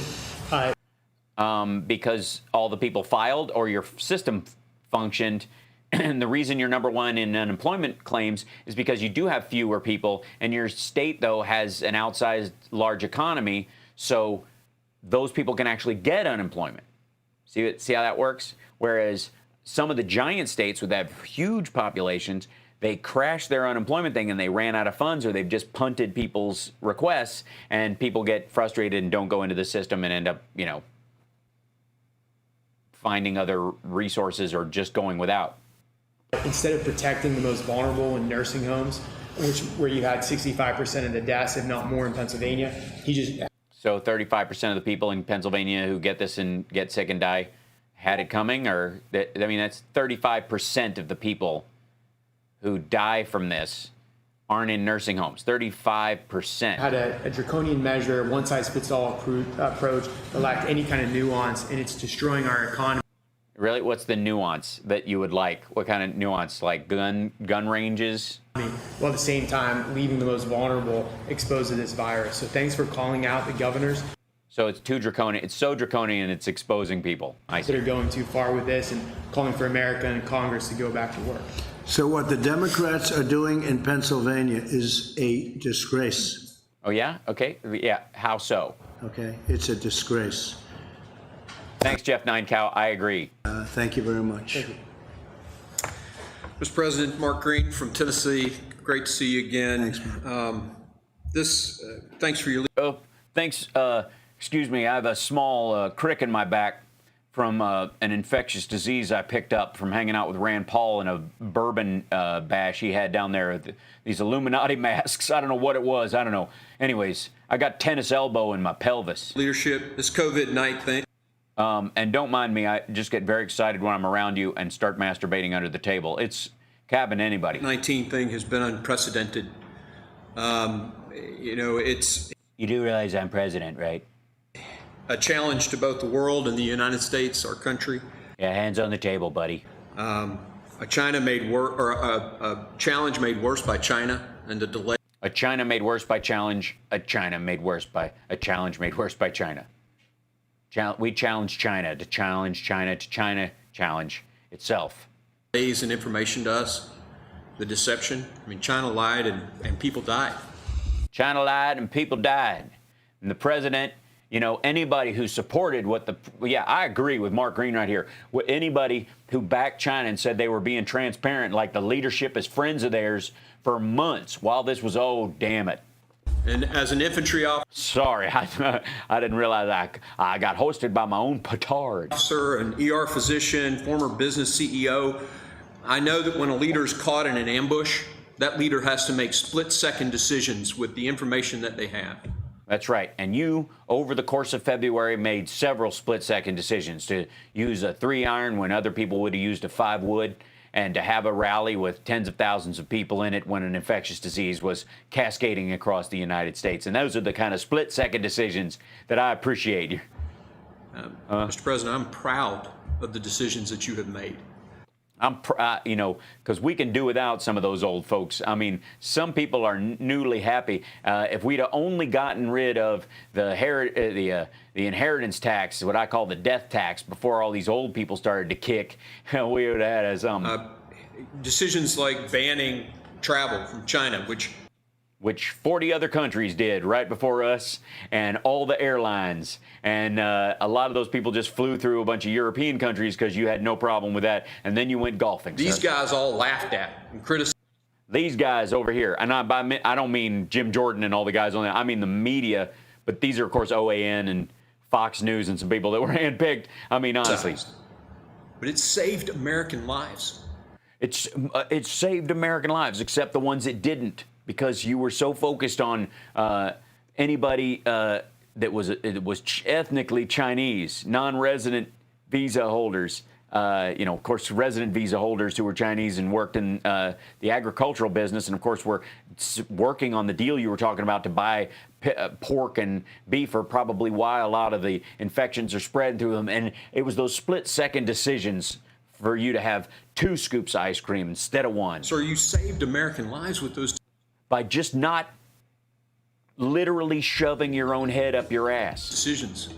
And we in Tennessee, we thank you for that.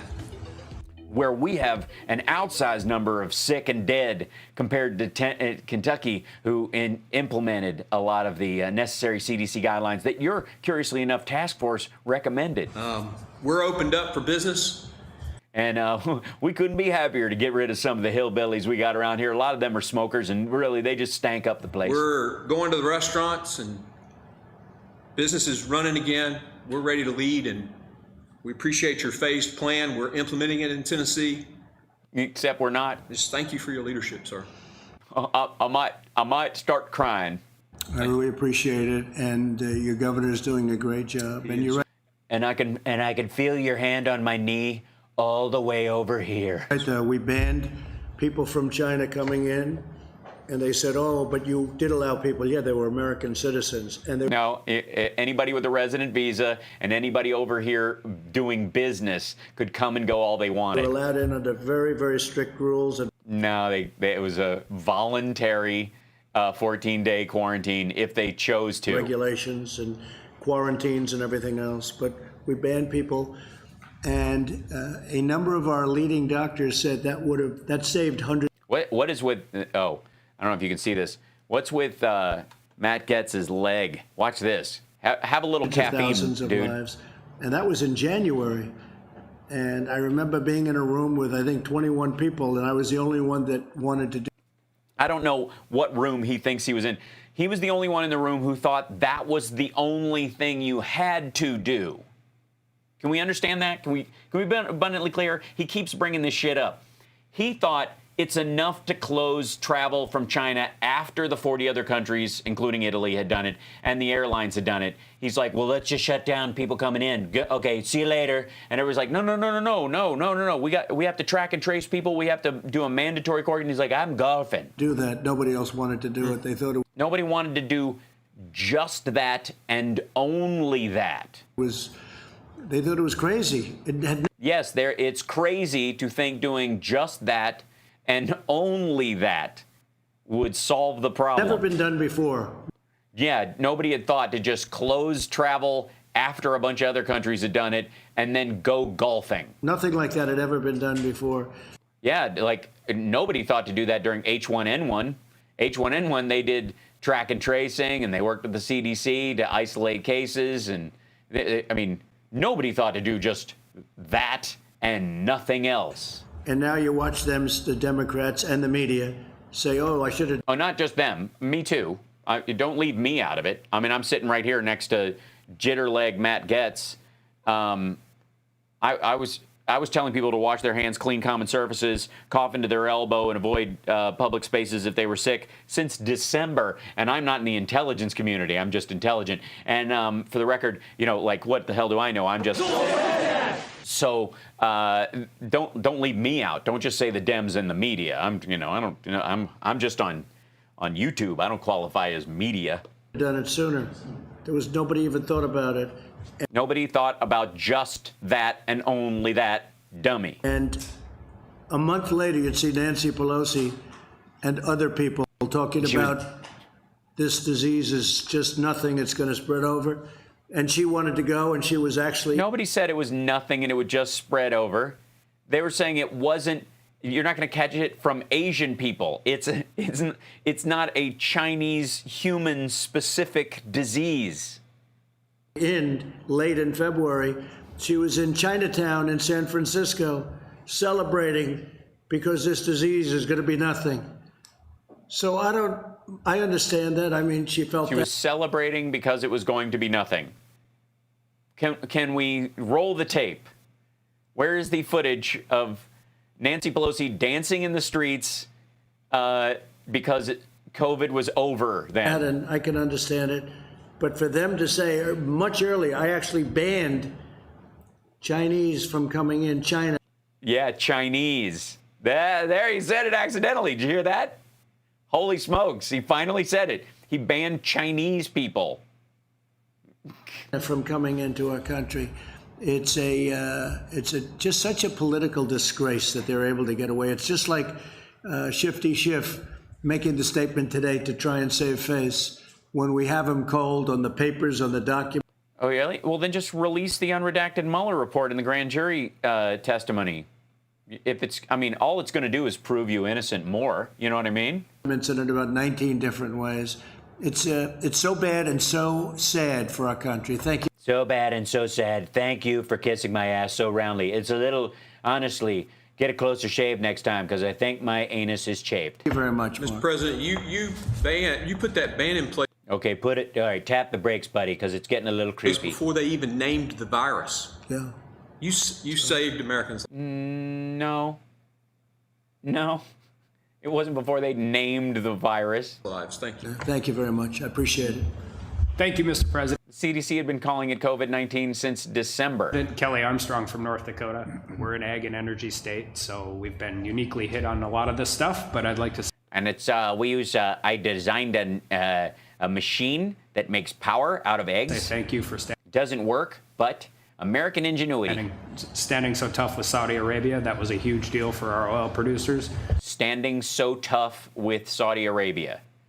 If there's a sentence that sums up how this guy doesn't know what was actually done in regard to that, I can't think of one that's better phrased than standing so tough with Saudi Arabia on this. Obviously, you've been great for agriculture, but thank you especially. Has he really? You mean the government's been great for agriculture because we've been buying everything the Chinese were supposed to buy. For your statement yesterday in support of cattle ranchers, sometimes they get lost in the mix, and they've been getting hit pretty hard right now, so we really appreciate that. Why have they been getting hit really hard? What is it?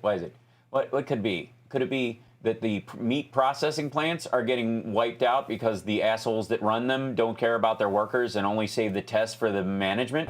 And then just, you get this economy up and going, and we'll do what we do best, and that's feed and fuel the world. And that demand is coming back, and you're up to $25, $26 a barrel. And of eggs? A little bit more, and you're going to save your energy industry, really, because we're number one. And Russia and Saudi Arabia, I got them together, and they came to a good conclusion for us and for them and for everybody. No, they didn't.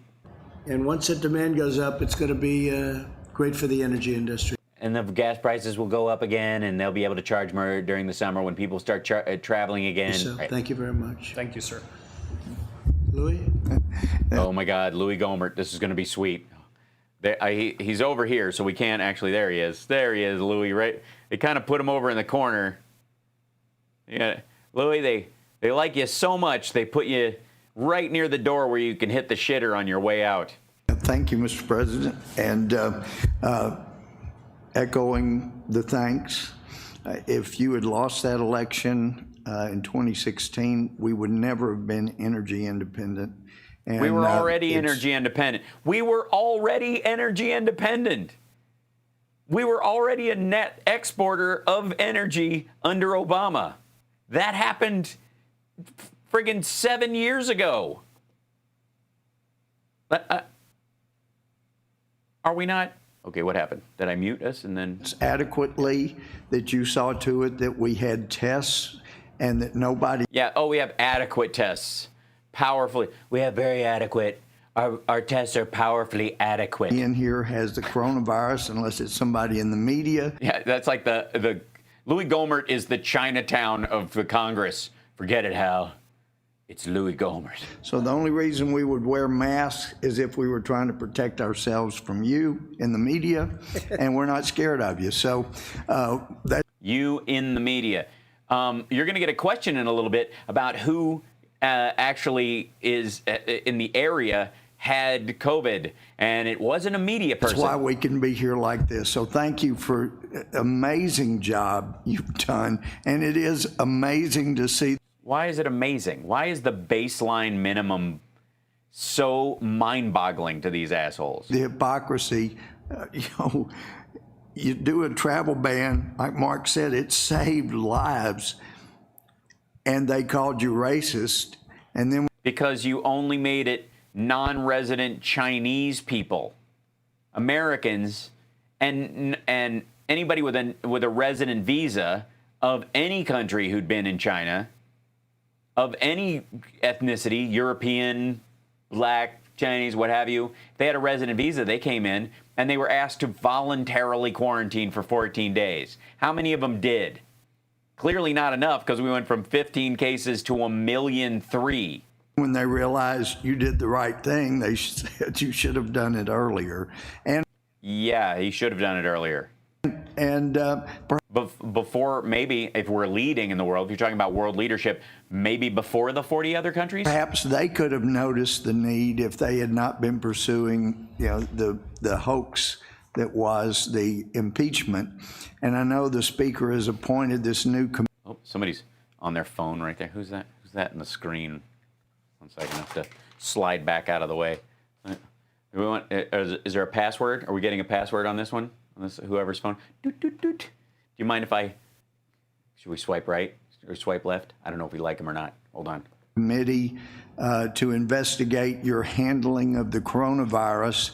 And I've suggested they ought to name that committee the Committee of Oligarchs to Unelect the President, or coup for short. See what I did there? The Committee of Oligarchs to Unelect the President, which is what a coup is. Oh, and by the way, you're going to shit talk oligarchs in that room? But that's exactly what it is. And is it a coup? Is it a coup? Really? And the money, Steve and Larry, thank you for your work. There are a lot of people that are working for companies today that would not be in my district in East Texas, and they wouldn't be. I've heard this week from some that say they're getting threats that if they had any capital, they shouldn't have taken the loan, and they may be pursued for criminal when they. You mean your millionaire buddies who didn't qualify for the SBA loans and got them anyways because of you and your connection to the administration? Could not have hired those people back if they had not taken the loan. So right. I hope that'll be backed off a little bit, because. Oh yeah, that's what you're there for. That's why you're here, is to get the Treasury and Mnuchin to not pursue charges against people who were misusing the SBA loans early. It has put people to who, by the way, could have gotten loans elsewhere. Or couldn't otherwise. But I'm optimistic, and I wouldn't be if you weren't president. So, well, we know that. That's like saying everybody in Jonestown was optimistic about the Kool-Aid. Thank you for the work you're doing. Thank you, Louis, and you've been a great help. And if we didn't win the election, we wouldn't have found out all of the corrupt practices that are taking place at the top of the FBI. If we hadn't gotten elected, if they'd have caught us and actually been able to prosecute us for the crimes we committed, we wouldn't have been able to gain control of the Justice Department and pardon our buddies. With dirty cops and all of the things that we found. They're scum. They're living scum. Found out about other people in other agencies that are equally as important. All of this, we went on Drain the Swamp, and that's what we're doing. But nobody ever. Yeah, you can tell by this crowd that the swamp is drained. Jesus, how many of these idiots are there? This is ridiculous. It's going to be this I'm going to skip some of these dolts. Vicious or this deep. And we're doing it. Could I make a suggestion on the? Oh, good. Please. Take whatever Goldmer says, please take his suggestion. The justice area. And I know that with the Democrats in charge, some of the most important reforms may not happen.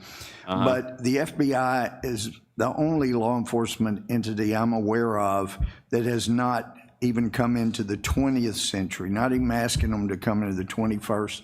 Everybody else does videotapes and audio tapes, and the FBI interviews witnesses and goes back and records their own notes of what they want to say. They video and record things, but only with lawyers present. Witness said, and then it's easily changed. They send that to the Justice Department. They act as the police in this. And we need to. But please, yeah, that's what it is. So we're going to go with Louis Goldmer. We're going to go with the idea that the FBI, when they interview someone, their notes are not to be trusted. So get ready to turn loose every serial killer in prison. Bring them into the 20th century where they... The 2020th century? Start at least doing some audio recordings so they can't change them. So that's one of the lessons we have seen from what's happened in their effort to... Yes, I'm for, you know what? Take his advice. Make the FBI, when they interview all you guys, make them redo those interviews again. That's a great idea. This is a great idea, Louis. So let's go back and re-interview Mike Flynn and videotape it. Let's do that. To create a coup. And not only do they not record, but they write their notes. And then when the notes are bad for them, they go and change them. They didn't change the notes. That you saw the notes that they said you have interpreted them differently. Months later. This is a corrupt deal that's been going on. Yep. Boo friggity who. And we caught him cold. And now we have to see what happens. But Bill Barr has done a great job. He's a strong guy, and he's done a great job. And not easy. He's fighting a lot of fights. But he really has been great, and he's been great being my Roy Cohn, who's been, who, if you don't know, Roy Cohn, paragon of morality. Appreciate it. But you're right about that. I said, I'd like to hear a tape. And yes, Mike Flynn got caught on tape. Of what the interview was, and they said, well, no, it was just, and they write it out like scribble. Yeah. Yeah, and he admitted that what they said in their notes, he admitted that was what he said. It's crazy, and then they change it. And they change signatures. They change everything. So we don't have the old one. It's one of the most incredible things, isn't it, huh? Yeah. Isn't it? It's just incredible. It's incredible. I think we should turn all the people who are in jail for crossing state lines while murdering and raping and stealing and shooting people, just turn them loose. I mean, the FBI can't be trusted. Yeah. Thank you very much. Thank you. Why don't you do that? Why don't you just start unraveling that. That's a great idea. I mean, the good thing is you'll have a lot more like campaign volunteers that will get along with the rest of your staff. Dan, most powerful man.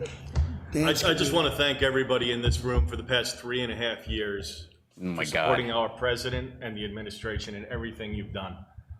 This man goes 18, 20 hours a day. As many of you know, he's the most transparent president. I've seen his taxes. Why haven't you? In history. He's the most... In history.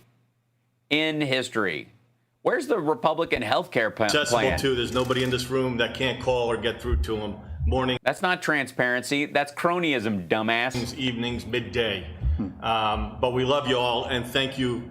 Yeah, like, because he takes Republican phone calls all the time, because he's doing business so much with you on guys. behalf of everybody here in the White House for everything Lord. that you've done. I got it. After I do Matt Getz, we're skipping through the rest. This is nonsense. Means the world. Thank you. And what a job he's done too, right, Mark? He's been amazing, and he does it himself. I remember when I was running, Crooked Hillary had 28 people. I had Dan, and Dan blew them away. It wasn't even a contest, and we. Yeah, all he needed was the IRA and the Russians and the Macedonian hackers and the Facebook groups that they created and the fake Muslims for Hillary and the fake Black Lives Matter pages and all the fake gatherings that they put together and paying for the person to dress up like Hillary and like pushing Pizzagate, and all I had was Dan. We have now, I guess, 6 different sites, platforms, and we have numbers that these people don't have. They don't even come close to these people. I think he means the media. So when they write false stories, we can go around them. And it's very important to be who we can go around them. Yeah, because OAN is a good source. Who need Don Jr. just bought a stake in OAN, by the way. Needs it. I wish we didn't need it, but unfortunately we have to do that. We have to have that because we don't get an honest press.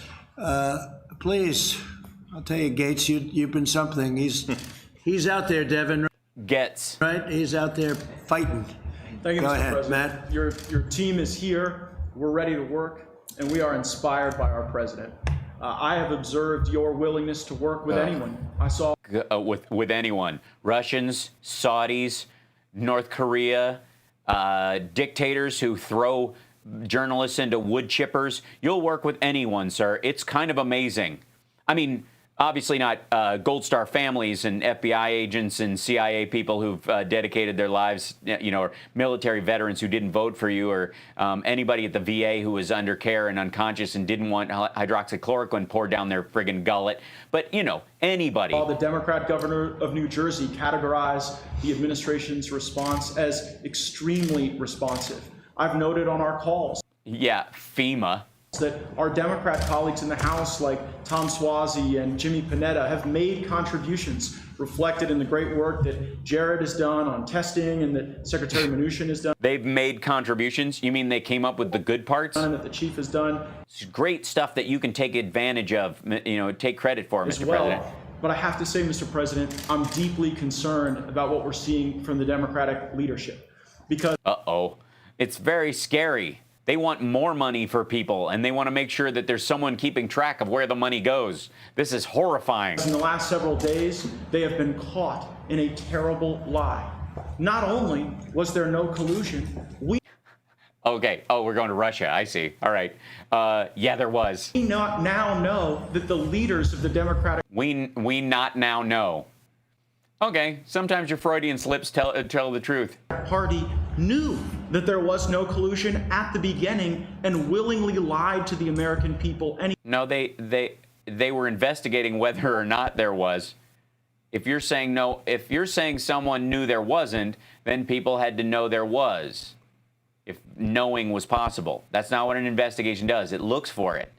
If you think there is, and there was all sorts of reasons to believe there was, and it turned out to be true. But release the unredacted Mueller report and the grand jury stuff, and you'll see what we mean. Anyway, now we see that they're reverting to their old playbook. As we want to work together to provide provision to our people and take good... They want to look where we're putting the money. Some people in Louis Gohmert's district just got, a bunch of loans during the first round of the SBA when they had over 500 employees and didn't qualify as a small business, and now they're going to get in trouble or whatever. And all he has to do is make a phone call to you and get those the Treasury Department to not press charges because it's his district and he's a hardline supporter. I mean, that's draining the swamp, Mr. Good President. ideas, no matter where they come from. Yeah, good. Yeah, like you mean like injecting disinfectant into lungs, an idea that has yet to be tested, but you'll probably need a scientist. But I'm basically a scientist because I know more about this than anybody does. Go ahead, Getz, kill it. Nancy Pelosi and Chuck Schumer just want to set up new committees to investigate rather than working together. Investigate what? What do they want to investigate? What are they trying to investigate? Are they trying to investigate where the taxpayers' money goes? Is it? Wait, what does the House do anyways? Oh, they do Benghazi. I forgot. Yeah. I know that even before being president, you talked about the importance of the president being a great cheerleader for our country and for our... Yeah, and wearing that outfit, Mr. President, at that party the other night was shocking and wonderful, and I've never seen Pence chub so quickly. Our economy, I know in the jobs report today, we can see that even the people who have been furloughed or who are on unemployment... People are proud to lose their jobs, sir. They are proud to lose their job for you. They couldn't... Oh, thank you, Benny Loco.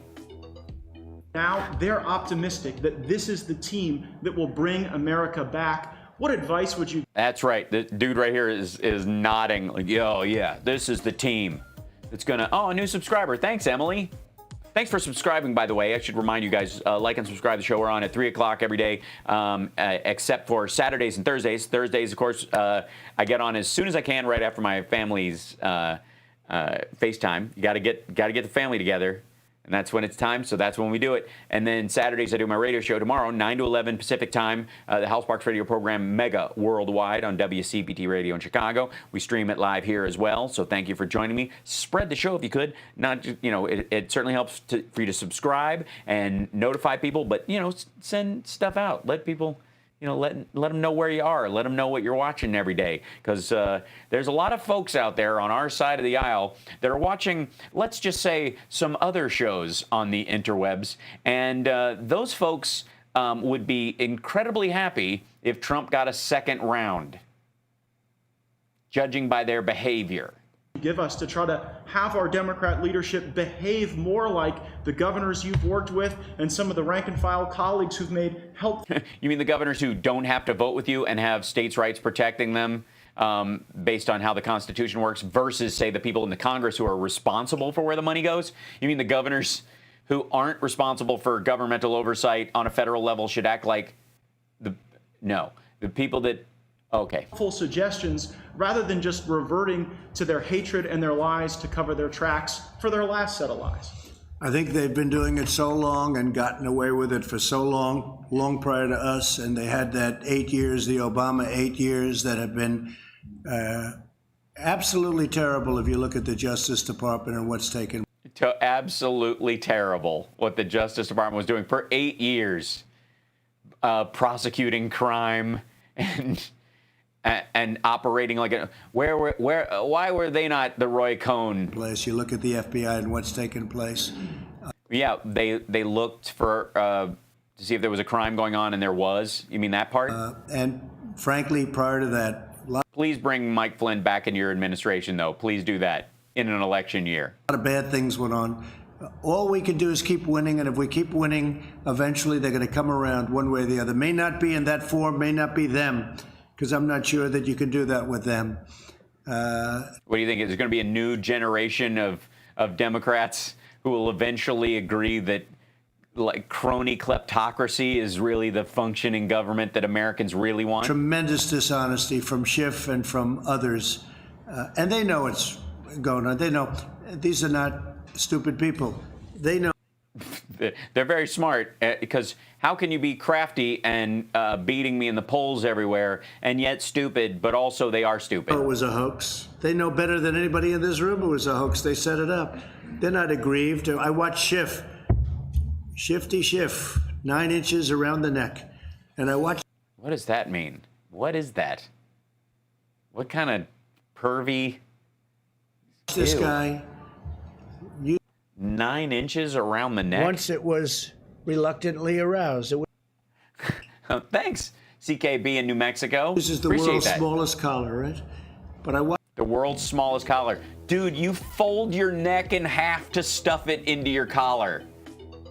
You have a neck gina because you literally have to take the skin of your neck and do this to get it in your shirt collar. He's got the smallest neck in Congress. You're trying to have Schiff neck, and you don't. Watched him, I guess this morning talking about. I guess this morning, time doesn't really matter. He acts so aggrieved. So aggrieved. He knows it was, he got caught. And not only caught, if he weren't in the halls of Congress, he'd be in jail because he made up phony stories and phony. No, he didn't. If he wasn't in the halls of Congress, it wouldn't have been in a testifying situation. He said he was paraphrasing you. He was explaining how you were talking and the meaning of that. It was clear to everybody else who heard it, like, you're just a paranoid psychopath, so you can't hear it any other way. But guess what? If he hadn't been in that context, what are you going to do? Sue people for calling you an asshole? Come at me, bro. Please. Please come after this show. Please try to sue me, you dope. Phony speeches and phony, everything was phony. And if anybody knows phony, it's orange man with white eyes, oddly yellowish pea hair, and yeah, no, those hands are normal size. He's a sick man. He's really a sick man. He's a corrupt politician. So I wouldn't project much on somebody like him. But I think overall we have some really good support. I've had great support from Democrat governors. I would say almost all. Thank you, Georgina. Almost all. And in some cases, oh, look, Andrew Cuomo the other day said that we have done a phenomenal job. That's we have done a phenomenal job. No. He said the federal government's response at FEMA and the Army Corps of Engineers and the National Guard and the CDC and the NIH have done a phenomenal job. And you extracted from the we that you were part of that, just like yesterday you were like, we're all warriors, which makes me a warrior. So basically, this is MAGA. That's a nice statement. Phenomenal. That's a good word. I use it a lot about myself. It's true. But we've had great support. And you know who's phenomenal? Me. And Gavin Newsom, the same thing. He said something, the equivalent of that. Thank you, Benny Logo. So we can work with them, but I think this group is... Yeah, literally, fold your neck China into your shirt. Honest to God, am I wrong? Like he's making fun of a guy who has a thin neck when he stuffs his own neck into a shirt collar that's too small and... Perhaps beyond repair. They're sick. There's something wrong. Perhaps beyond repair. Wrong with them. Mark, please. Mark, please bail me out, will you? I'm skipping ahead to the questioning part because I can't just go around this table full of assholes begging for attention from this creep. In New York, by the way, there was a shipment of a month worth of propofol that was held up by the government of Italy. So we got on the phone with Admiral Polacek from on your team on Saturday morning. On Tuesday, he had talked to the State Department and had the Italian government release to New York life-saving propofol. Wait, you called him Saturday and he got around to calling them Tuesday. Life-saving drugs that require shipment over time, and we're supposed to be impressed that you had such a connection with this dude that you called him Saturday and he got around to calling the Italian government, an allied government, by the way, which for all practical purposes has no reason to do something to kill Americans. You got around to it on, yeah, it's an anesthetic, right, on Tuesday. For intubated COVID patients in New York City, a month's supply. And that was your administration and... Your administration who waited 4 days. Thanks, Joyce. Admiral Polacek responding instantly to that. I will always point out the projection, although I feel like I don't have to because it's so obvious. Request. And then the third story is Secretary Mnuchin and his team. Oh, there's another story. Let's hear another story about the response was like that. And Mark Meadows. We had a small business owner who was not approved in the first round of PPP because why? Oh, because there was no money left over because people in Louis Gohmert's district who had too much money and made too much money to qualify and had too many employees got those loans to keep their business open so they wouldn't eat into their profits for the year. And there was none left over.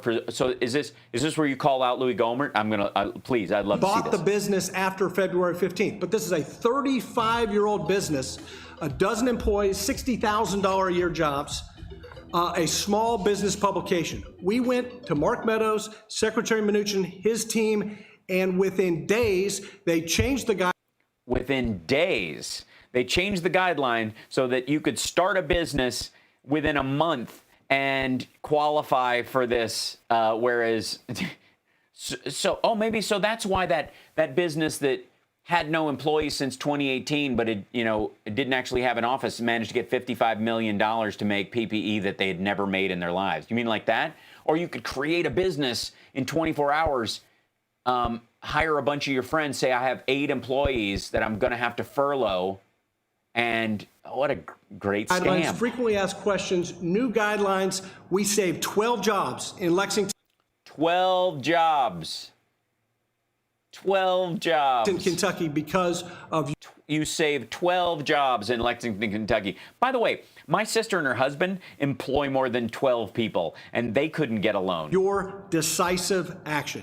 And they've been in business for 25 years. So, Mr. President, thank you for the crony capitalism you put together. Thank you for the effective response.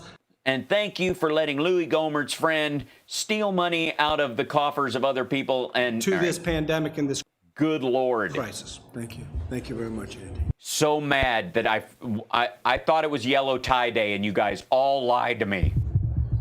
I thought we were all making a pee-pee statement. Good afternoon, Mr. President. Good evening. Good afternoon. How are you? Scott Perry from Pennsylvania. Hello, Pennsylvania. Good to see you. Arlene, thank you. Thanks for making us watch this. I'm sorry, Arlene. It's, some of it has any value. We'll get to it. All right, I'm skipping the other people. I don't need to see this nonsense. Uh-oh, though. Oh, we don't have it. Hold on. Here we go. Let's just go to, I think there's a question and answer period. Came out by accident. It was a statement, and it came out. And what? Wait a minute. Honor to be part of this, sir. Thank you. Oh, God. Is Kudlow drunk again? 400 points. That would have been very interesting. I've been around a while. I thought I'd seen it all, but this is a new wrinkle. I don't want to repeat this experiment, but I'm just saying. And I think it's great that as more people die and people are off the put on food stamps, the stock market crazily goes up. It's almost as if it's completely disassociated from the well-being of the American people and flooded with foreign investment money as they hide it from their own internal tax revenue services and all that. Yes, it is Friday, I think, Carl. Thank you very much. I do think it's because it's temporary. And I do also think the stock market bottomed in March 23rd. And now it's just everybody's looking for buying up everything at a low price. I know it fluctuates and so forth, but this is an ass-kissing circle jerk. That's what this is. A lot of the things. Leave it to Trump to create a circle jerk where they all jerk him. Stephen has negotiated. We've heard about the PPP extending it and so forth. I think that's one reason why these are temporary losses and why the market is shrugging them off. And I do. Yeah, that's why. It's not because the Russians and the Chinese rich are hiding their money in there and buying up stocks at a premium that have ditched out that they know are going to survive over time, and they can sit on them for 2 years and make a killing. I want to reiterate. This is not at all disaster economics. It is very possible that we will get a lot of these jobs back fast. It's very possible as possible, not probable. It's also possible that I could trip and fall and end up on the moon.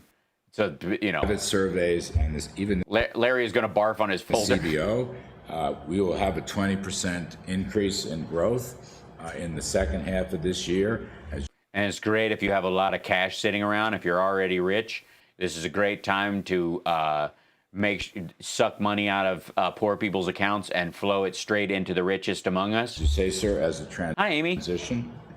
And then finally, I want to say that they make the best lime Rickies here. Am I right? Come on, people. Have you not tried? Give me a sorbet smoothie with some gin in it. Hit me up. Chuck, what's the guy's name who works in the kitchen? I friggin' love this joint. And I appreciate your comments very much, sir. I appreciate your comment very much. And next round's on me. If we stated the principles that worked the first 3 years. He's seriously drunk. I mean, through January and February of this year, the economy was growing at 3.1% at an annual rate before the virus hit. No, it wasn't. low It was projected that way in your own models. taxes, rollback of regulations, energy independence. Poisoning more people, lots of dead people. Dead people can't flip burgers, so the opioid crisis had wiped out a lot of the low-end job market. So a lot of the people, there were just job openings to be filled there, and good, fair. It was like World War II, but with drugs and poverty. Reciprocal trade deals, the building blocks of a blue-collar boom, of a middle-class wage boom, middle-class wages and less, and a small. And you don't forget about that, okay? Small business boom, which is the heart.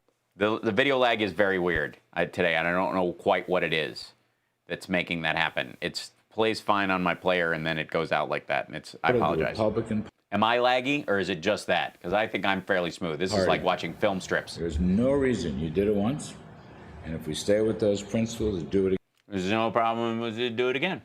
All we have to do is create another $1 trillion deficit on top of it, and we'll increase spending. We'll spend more on military than all the world combined times 8, not times 6. And if we do that again, forever, it'll just keep going up. It's gonna come up while I'm coming up, so you better get this party started. Again.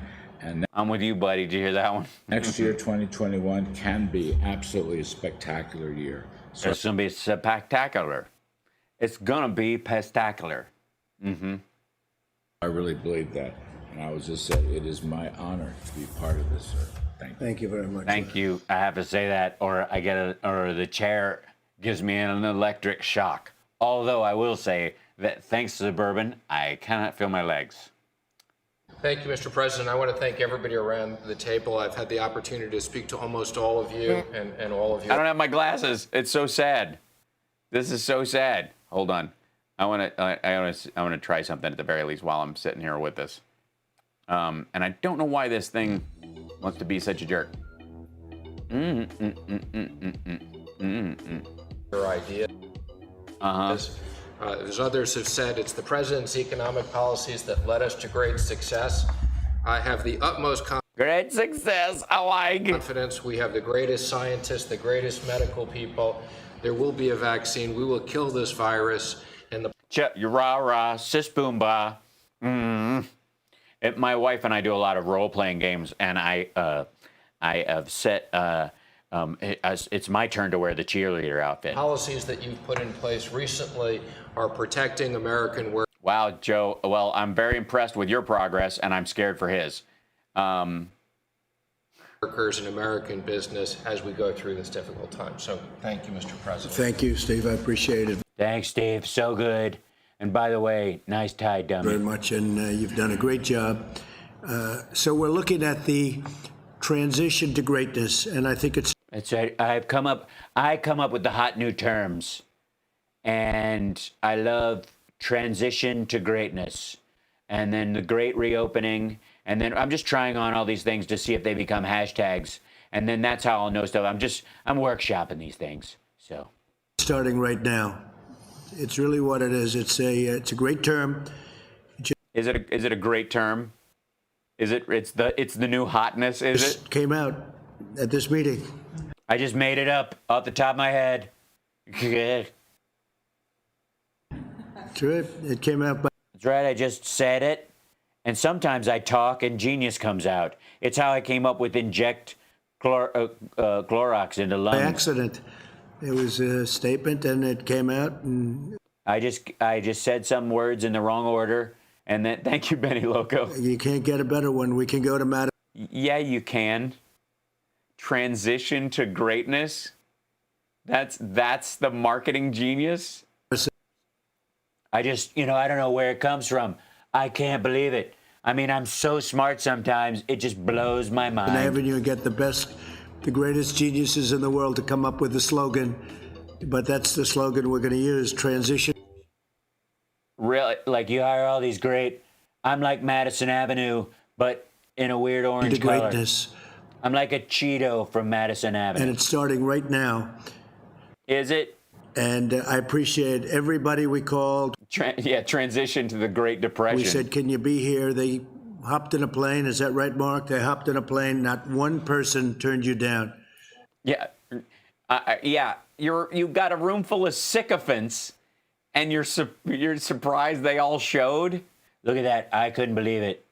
All these guys who do nothing but they give the best rusty trombones you've ever seen, and I just call and they show up. Jill Carter, thank you so much, and thanks for the little Shogun sticker award thing, or whatever. That's genius. Thank you. This was just a quickly set up meeting. Was it? Yeah. Oh, don't worry. None of us think you think shit through. Because the Republicans want to be here. And yeah, they do. With you, you mean? We want, Mr. President, we want to clamor at the hem of your skirt if you just wear one. Come on. And the Democrats have to come back and they have to get it going. Yeah, they're already presenting bills that they want the $1,200 to be $2,000 and ongoing until such time as there's either contact tracing and enough testing in place or an actual vaccine. And they're asking. You mean that kind of come back and work? Asking for things that they didn't ask for up front, but it's what they Well, tell them I said happy birthday, Amy. Wanted. Thank you, Benny Loco. And they want things, and thank you again, Joe Carter. Woot. We're happy with what's gone on. We got what we needed, and but are you happy with what's going on? 70. What number are we? Everybody, 76,000 dead. You're happy with where we are? Tell me again how excited and happy the governors are when you talk. At the same time, we want to do what's right for the country.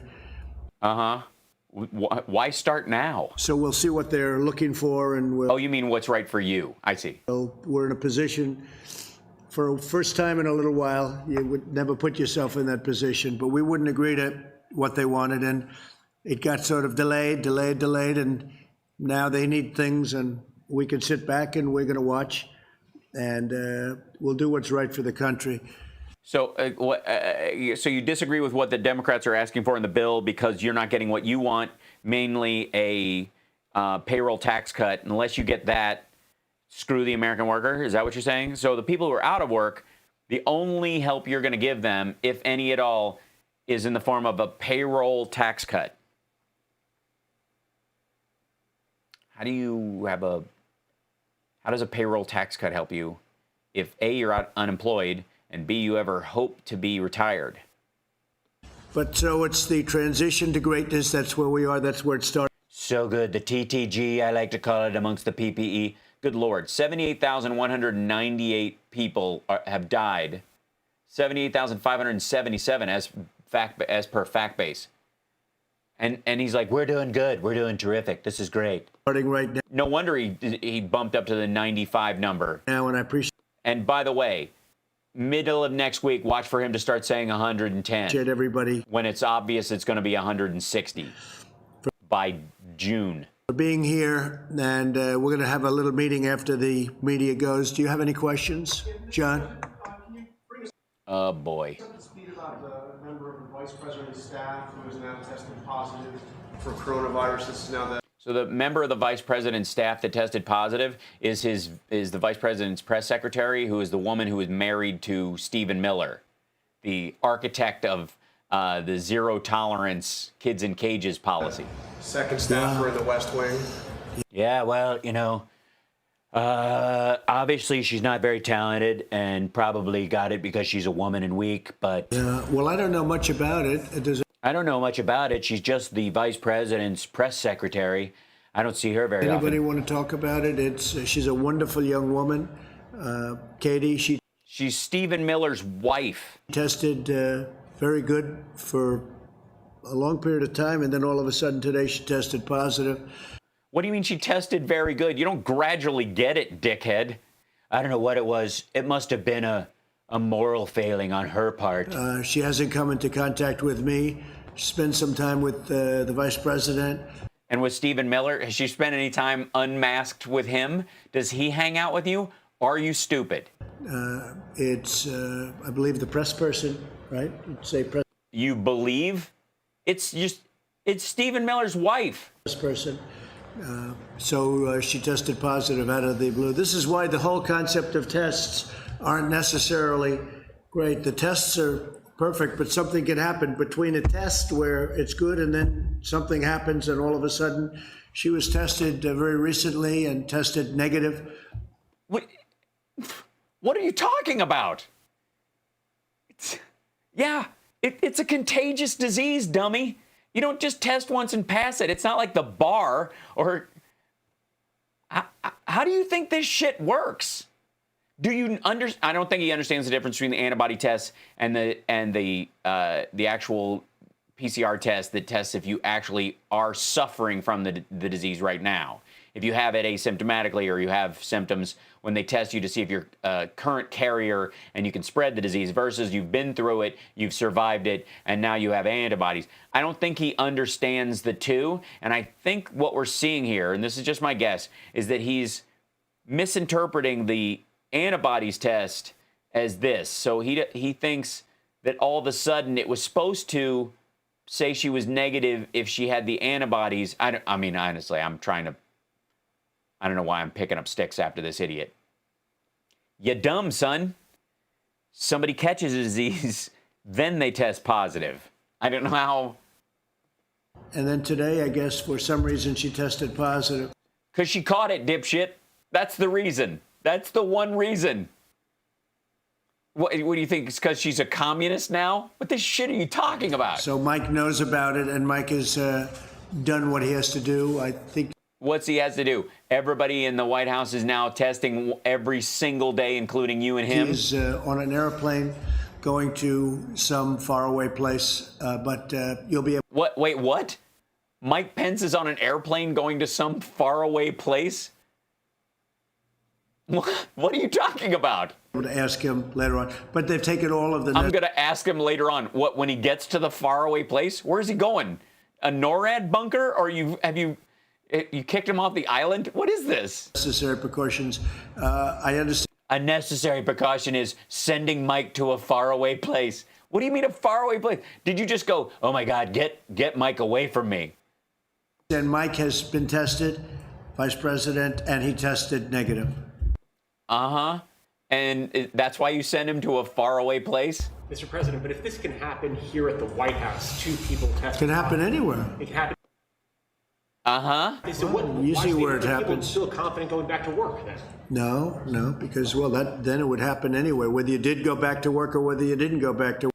No, you're at work, stupid. It's spreading at work. How does I mean, honest to God, I've heard you wear a diaper just so you can shit your pants.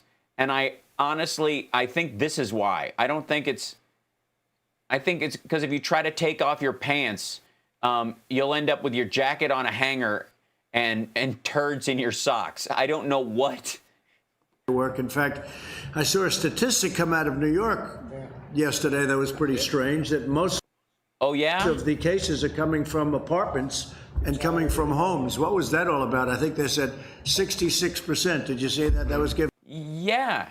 They were showing you that all this bullshit about it being elder care facilities being the primary contagion point, that most people were contagious spreading home to home. That's where they were riding it out because a lot of them were asymptomatic and spreading it, or they caught it from their partner when they went home. And then if those people went out, they spread it to other people who took it home with them. Why is this hard to understand? What is this? Governor Cuomo, that they're coming out. I'm literally, you're just hearing that room confused. Is definitely, Once it was reluctantly aroused. It was hard to get it aroused, and it is hard to get it aroused, but we got it aroused. It can happen anywhere. It's a very... Yeah, that's why you want people to go to fewer anywheres. Elusive enemy. A vicious... It's elusive now. It's not just invisible.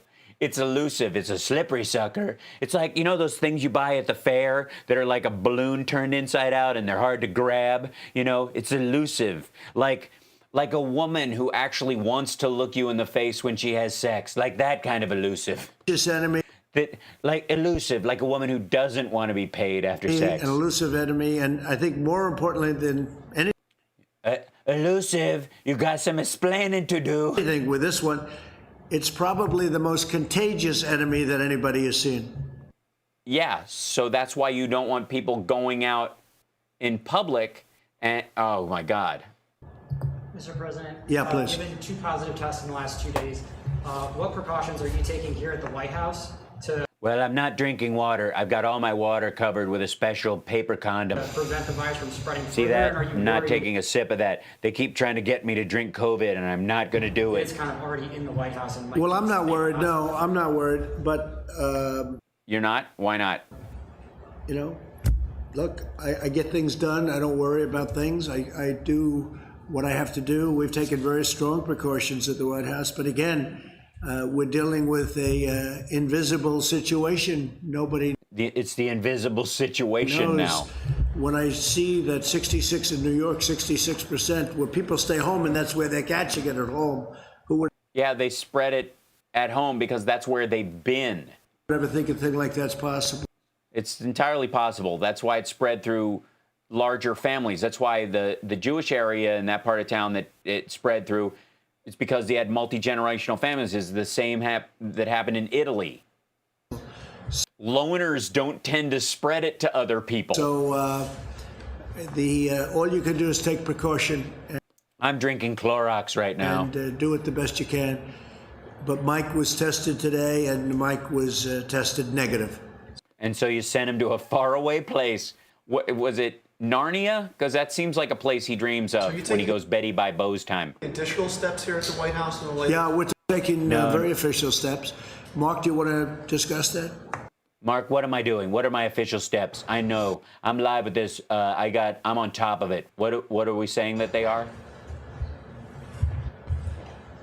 We've already put in a few protocols that we're looking at, obviously. We've already put in a few protocols that we're looking at To make sure that the president and his immediate staff stay safe.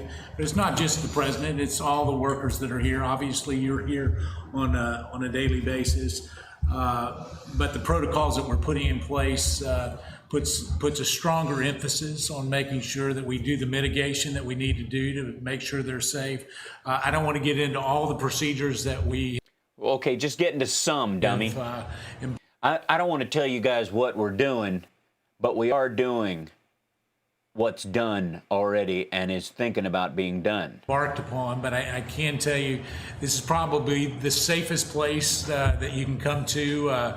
All of you. There's like 65 people that work in that area, and 2 of them have got it. As you know, everybody's thumping the table. They're all thumping the table. It's the microphones they use in there, and they can't stop. You have to be socially distanced from the president. The top of his sheet, it says Dan Crenshaw. It's like a biography of Dan Crenshaw from Texas. It's like he doesn't know who Dan Crenshaw is. Meetings that he has are done with or it's from the desk of Dan Crenshaw, and it's what his request a is. social distancing plan in place. Outside of that, we may take some additional precautions as it relates to the vice president and the president. Like what? In terms of just making sure that the people that come in contact with both of them are done, that it's done in a way that makes sure that we keep the president safe. Like what? Like social distancing, wearing masks, wearing gloves, everybody gets tested? What are you talking about? Additionally, are the people who work with the president directly being sequestered at home or forced to stay at hotels and not interact with other family members so that they don't accidentally catch it, like these 2 assholes? Every member that came here today, they were tested just in case there's a closer contact. That's mainly the reason why they got on a plane and flew down here. Might have, but we put in some additional protocols over the last 48 I can't take too much more of this either, James. hours, and we'll continue to monitor. Leroy Jenkins. Are you satisfied with the measures that have been taken so far? Yes, I really am, I think. Look, I understand what we're dealing with. We're dealing with something very serious. And the fact that you have it doesn't mean that it doesn't go away. Well said. Honestly, the fact that you don't have it doesn't mean it doesn't go away. All right, you can What? have it And then what? get through it very easily. Some people have a harder time. Most people get through it. Some And? people are devastated by it. But the fact that you get it doesn't mean I've had numerous people say they have it, and a couple of days later, they're better. Some people say they have it, they think, and there's almost no symptom. Other people are what? What are they? Dead, like your friend from New York? have Thank it, you, Benny and Loco. bad things happen. So, Bad things happen. Like death, you mean? but for the most part, Of the 7 people you know personally who have it, 2 required hospitalization and 1 is dead. when you have it, you get better. Do It's a ya? Oh, well, all right. Well, then fine. I don't know what the shit we're all doing this for. Supposedly, you're immune, although they're not 100% sure about They're 100% sure you're stupid. how long that immunity lasts. And is there, Mr. President, It lasts for the length of the disease until it mutates. is there a reason why people just aren't wearing masks at the White House? Yeah, because they're not cool. Well, they are. They are, just not when you're around. People that no, people that are serving me are. Are they? Oh, yeah? They are? We have not seen anyone wear a mask around you, sir, in the last 2 weeks. So I can speak to that. You know, as we look at this, the people that are in close proximity to the president, obviously have tested negative. The mask that you wear is generally to keep other people from being infected, and so as we look at that, you know, I can tell you that the testing protocol is a strong regime, and as it gets close to the president, some of those that serve him will wear a mask. And Oh, yeah? You mean like Stephen Miller? Is Stephen Miller wearing a mask? Because his wife has it. In those closer proximities, here's what. Yeah, I'm guessing Stephen Miller doesn't wear a mask at the office. I would offer. And I'm also guessing that he's been interacting with his newlywed wife over the last month and a half. Off the record to all of you. And you're contagious for 14 days. As I know, John, we spoke about this earlier. Yeah, if you've been serving on the campus, for your safety and well-being, the president's made available to make sure that you can have testing just for the peace of mind. So before you leave today, we've made those arrangements to make sure that you can be tested. You guys, here's our protocol. You ready for this? This is Mark Meadows as chief of staff protecting the president. Here's his big plan. After you interact with the president and all of the Republican leadership, then you get a test on your way out. Cool, bro. That sounds great. That's well thought out. But we have a lot of people wearing. I'm just looking around. Look at Shave, White House photographer. I'm sure most of you don't know her, but to the best of my knowledge, she's wearing a mask. Is that a mask? Yes. I think to the best of my knowledge, it looks like a mask. To the best of my knowledge, it looks like a mask. She might just be ugly, though. Ha ha ha ha ha ha. Mr. President, could you clarify clarify the status of the Phase 4 negotiations? Earlier, Larry said that they were being paused and potentially for a couple. Well, we're in no rush. We're in no rush. When you see jobs, the Democrats have to do what they have to do, but I would say we're not looking. We want to see what they have. But I can't say that we're in a rush. We were in a rush to get the money out. We're not in a rush. I mean, we've got our money. Who cares? The people, we have gotten the money out. Some money is stalled because of state machinery. You know, they have old computers, 45-year-old computers. You mean the Republican states where they don't like people to get unemployment insurance because they think it means they're lazy, so they make it as hard as possible? Like that?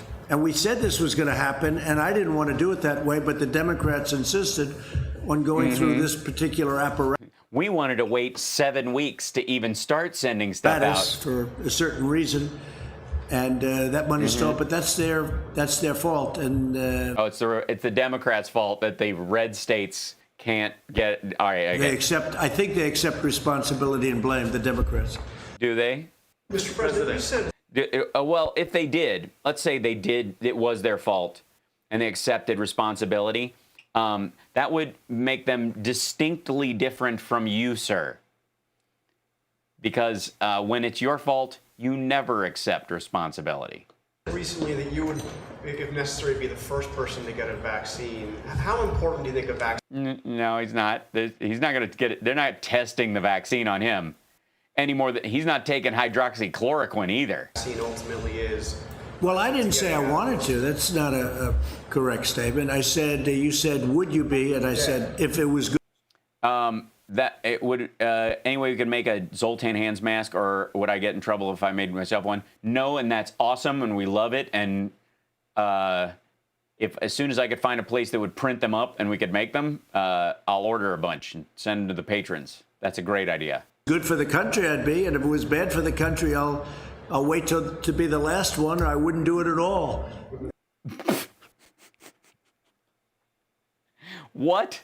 You mean if it worked, you would take it, but if it killed a bunch of people, you would wait, and you might not do it at all if it was bad for the country? What? Why would? Then it's not a vaccine, right? Does that make sense? Like, it's not a vaccine if it kills people. If it doesn't work, it's not a vaccine. No, I was asked whether or not I would do it as the first person. If I thought that was a good thing for the country, I would. I don't, personally, and I have to say, I think we're doing very well on vaccines. If they wanted to use me as a test, that's okay with me, if it was good. But that was... Oh, yeah, let's do this. Let's do this. I'm for it. Donald Trump has just volunteered to allow them to test vaccines on him. Yes, please. There are at least 6 of them. I think he should go in on at least 3. That's really the way the question was asked. Was it really the... Oh, okay. So you only agree with it depending on what... They have to be nice to you, or... But how important do you believe a vaccine is to getting out of this? And what Not so much. I mean, I think therapeutics... do you say to those that this growing anti-vaccine... Well, I feel about vaccines like I feel about tests. This is going to go away without a vaccine. It's going to go away, and it's we're not going to see it again, hopefully, after Oh, he's being sarcastic. a period of time. You may have some flare-ups, and I guess... Some embers and some fires, and we'll put them out. I would expect that sometime in the fall you'll have flare-ups, maybe. Maybe not, but according to what a lot of people say, you probably will. We'll be able to put them out. You may have some flare-ups next How? We don't have tracing, and all right. year, but eventually it's going to be gone. It's going to be gone. There are some viruses and flus that came. Oh, okay. Oh, science class. Everybody gather around. Get your beakers out. It's science class. When they went for a vaccine, they never found the vaccine, and they've disappeared. They've never shown up again. They die too, like everything else. They die too, and so this is just going to die on its own miraculously. So there's only 2 options in this conversation. There's only 2 ways this part of, and he says this a bunch. There's only 2 ways this makes any sense. 1, he's an idiot, and this is maniacal nonsense. And 2, it's a bioweapon, and either Xi Jinping or Vladimir Putin are behind it, and they've told him that they're going to send the antidote after it kills off a certain level of the population. That's pretty much it. There's no middle ground in this, not in a statement like that. He's either a complete dolt, and which is, I mean, I guess both are true. You know what, both are probably whether true. we do or not, I think great progress is being made by Johnson & Johnson, by Oxford, and some others. NYU, I see, is very advanced. NYU is very advanced. That's true. But if you don't get it, this is going to go away at some point. It will go away if at some point it'll just run out of people to kill. Mr. President, what evidence have you seen that this is going to go away without a vaccine? I just rely on what doctors say. They say what doctors are saying, it's just going to go away. it's going to go. That doesn't mean this year. It doesn't mean it's going to be gone. That's herd immunity. That's what you're talking about. You're talking about just letting it rip, and certain people will be immune to it, and other people won't, and they'll just die, and you're okay with the ones that die. That's what this is. So all this, like, they call it herd. And if we'd have done that, 2 million people will die. What he's talking about right now is 2 million people have to die. As soon as 2 million people die, and the people who are susceptible to it, and we're not quite sure what causes that, or what makes you distinctly susceptible, die. Frankly, by the fall or after the fall. Or next year sometime, whenever the 2 million die. But eventually it's going to go away. The question is, will we need a vaccine?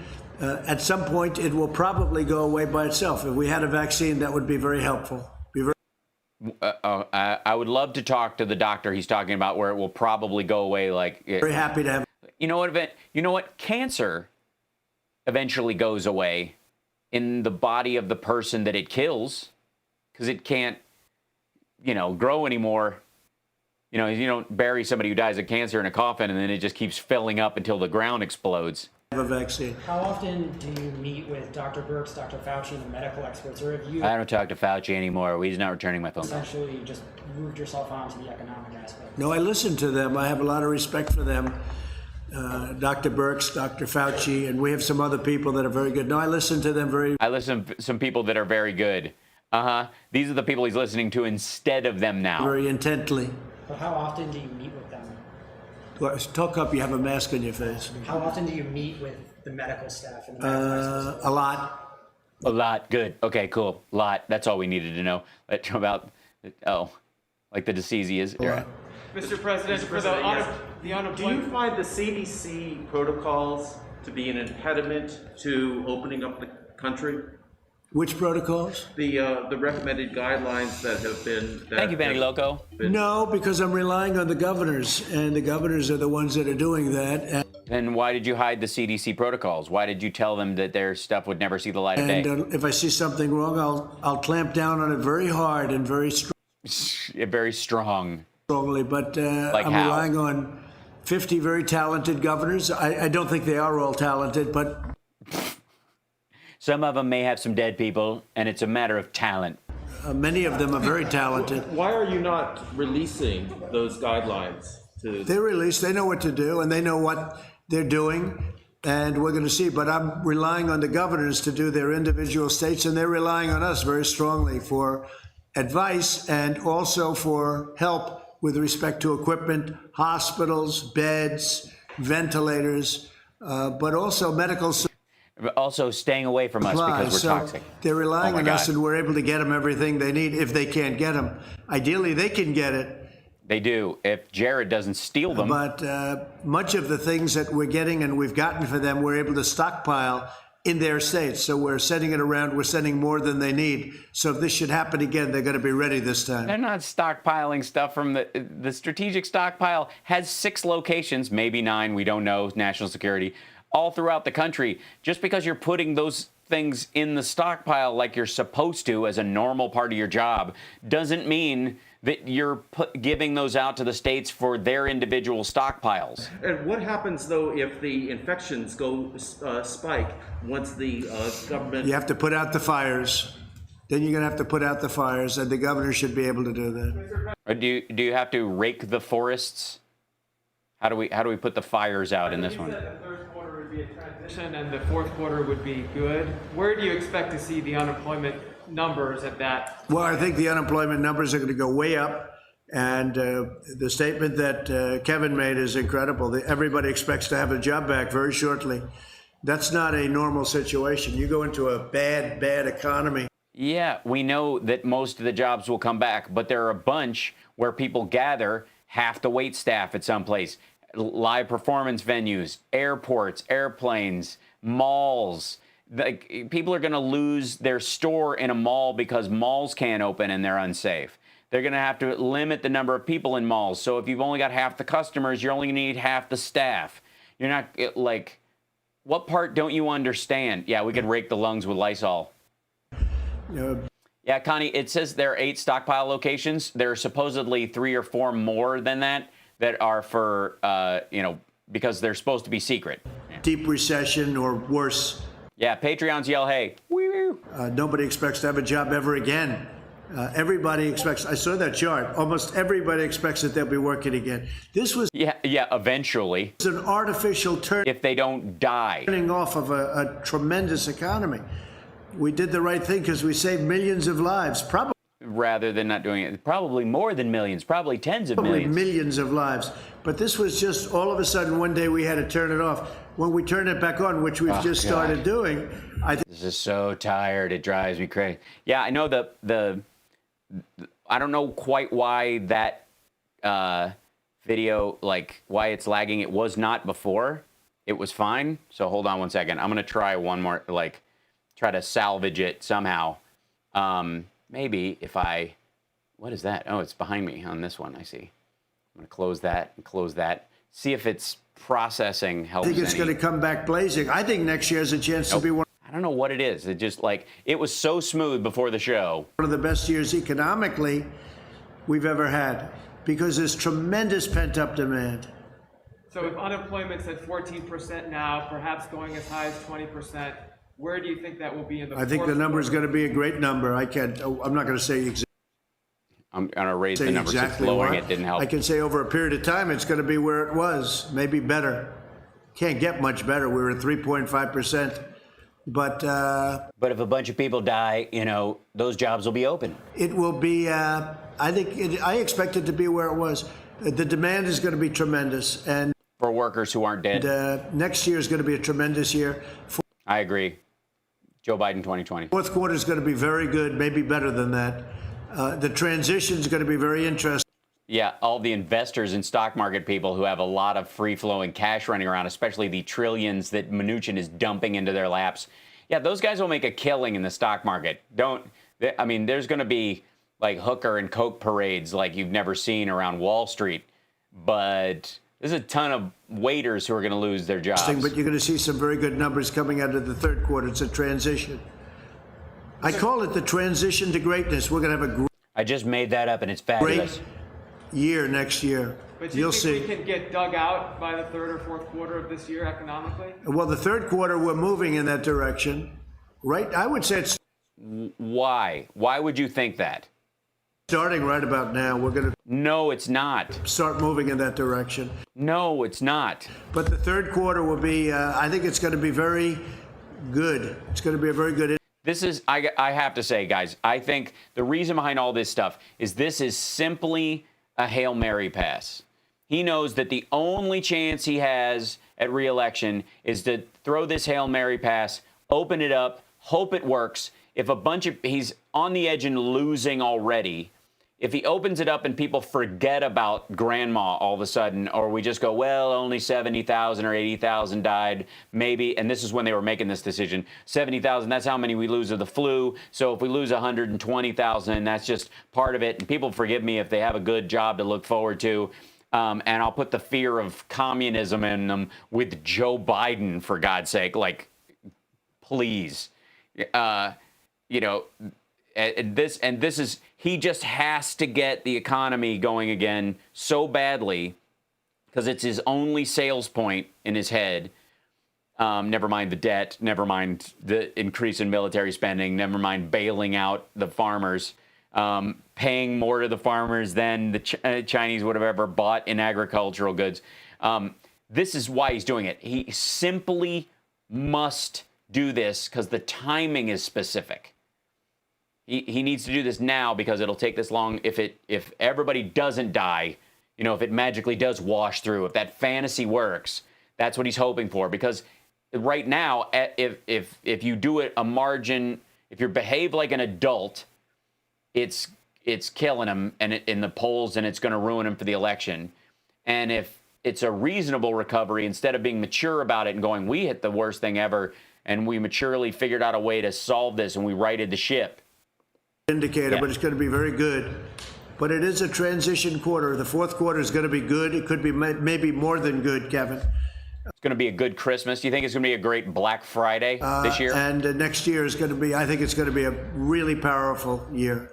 You mean it's going to take a year to get the economy back after this because you dicked around all of February playing golf? Economically. Oh, okay.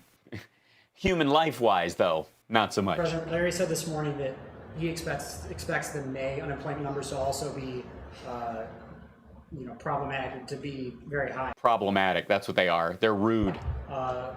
What are you and your administration, these lawmakers, what are you Well, the all May doing? numbers, we haven't started coming out of it. And what are you all doing to provide relief to workers over Well, the we're next doing a 6 lot. weeks? Look at all the money. We took $2 trillion and we're spending it all over because... Yeah, not on workers. We want to have a... bunch of Louis Gohmert's business buddies and Steve Mnuchin's friends. We're throwing money at it. Yes, you are. You're throwing money at it. You're not looking where the money's going. You're telling your buddies to go long. And over the years, they've learned that's much better than not doing it. Okay.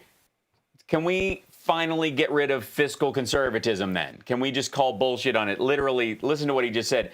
we're throwing money at it, which proves to be better than not. Look at 1928. In 1928, we're getting a history lesson on the Great Depression. Raised interest rates and they raised taxes. How did that work out? Not too good. Not too good. But if you look at 1928, 1929, the first thing they did was raise taxes, and then they raised interest rates, and they choked everybody to death, and it took 15 years to recover, more than that. So we do it, we're doing it the right way. We have a lot of great students of finance. I'm one of them. And oh yeah, okay, this is great. So they choked him on the raising of the interest rate. Oh, fabulous. We're throwing money at it. And I'll tell you what, I've watched some people and read some people that I would say would not have agreed with that. And I haven't seen anybody disagreeing with what we're doing. And in fact, they say what we're doing with the PPP, with, all of the things that we're doing is great. One thing we could do is a payroll tax cut. That seems to bother the Democrats. The one thing with the payroll tax cut, though, it's over a little bit longer period of time. But yeah, what, you eliminate Social Security over time, the you mean? payroll tax cut is something that some people that are very smart. Yes, he did say that with a straight face. I'm one of those people that like it because I think. Yeah, because you're for getting rid of Social Security. I think it's really sustainable. I think it will sustain it. But that's one thing that a lot of people would like to see.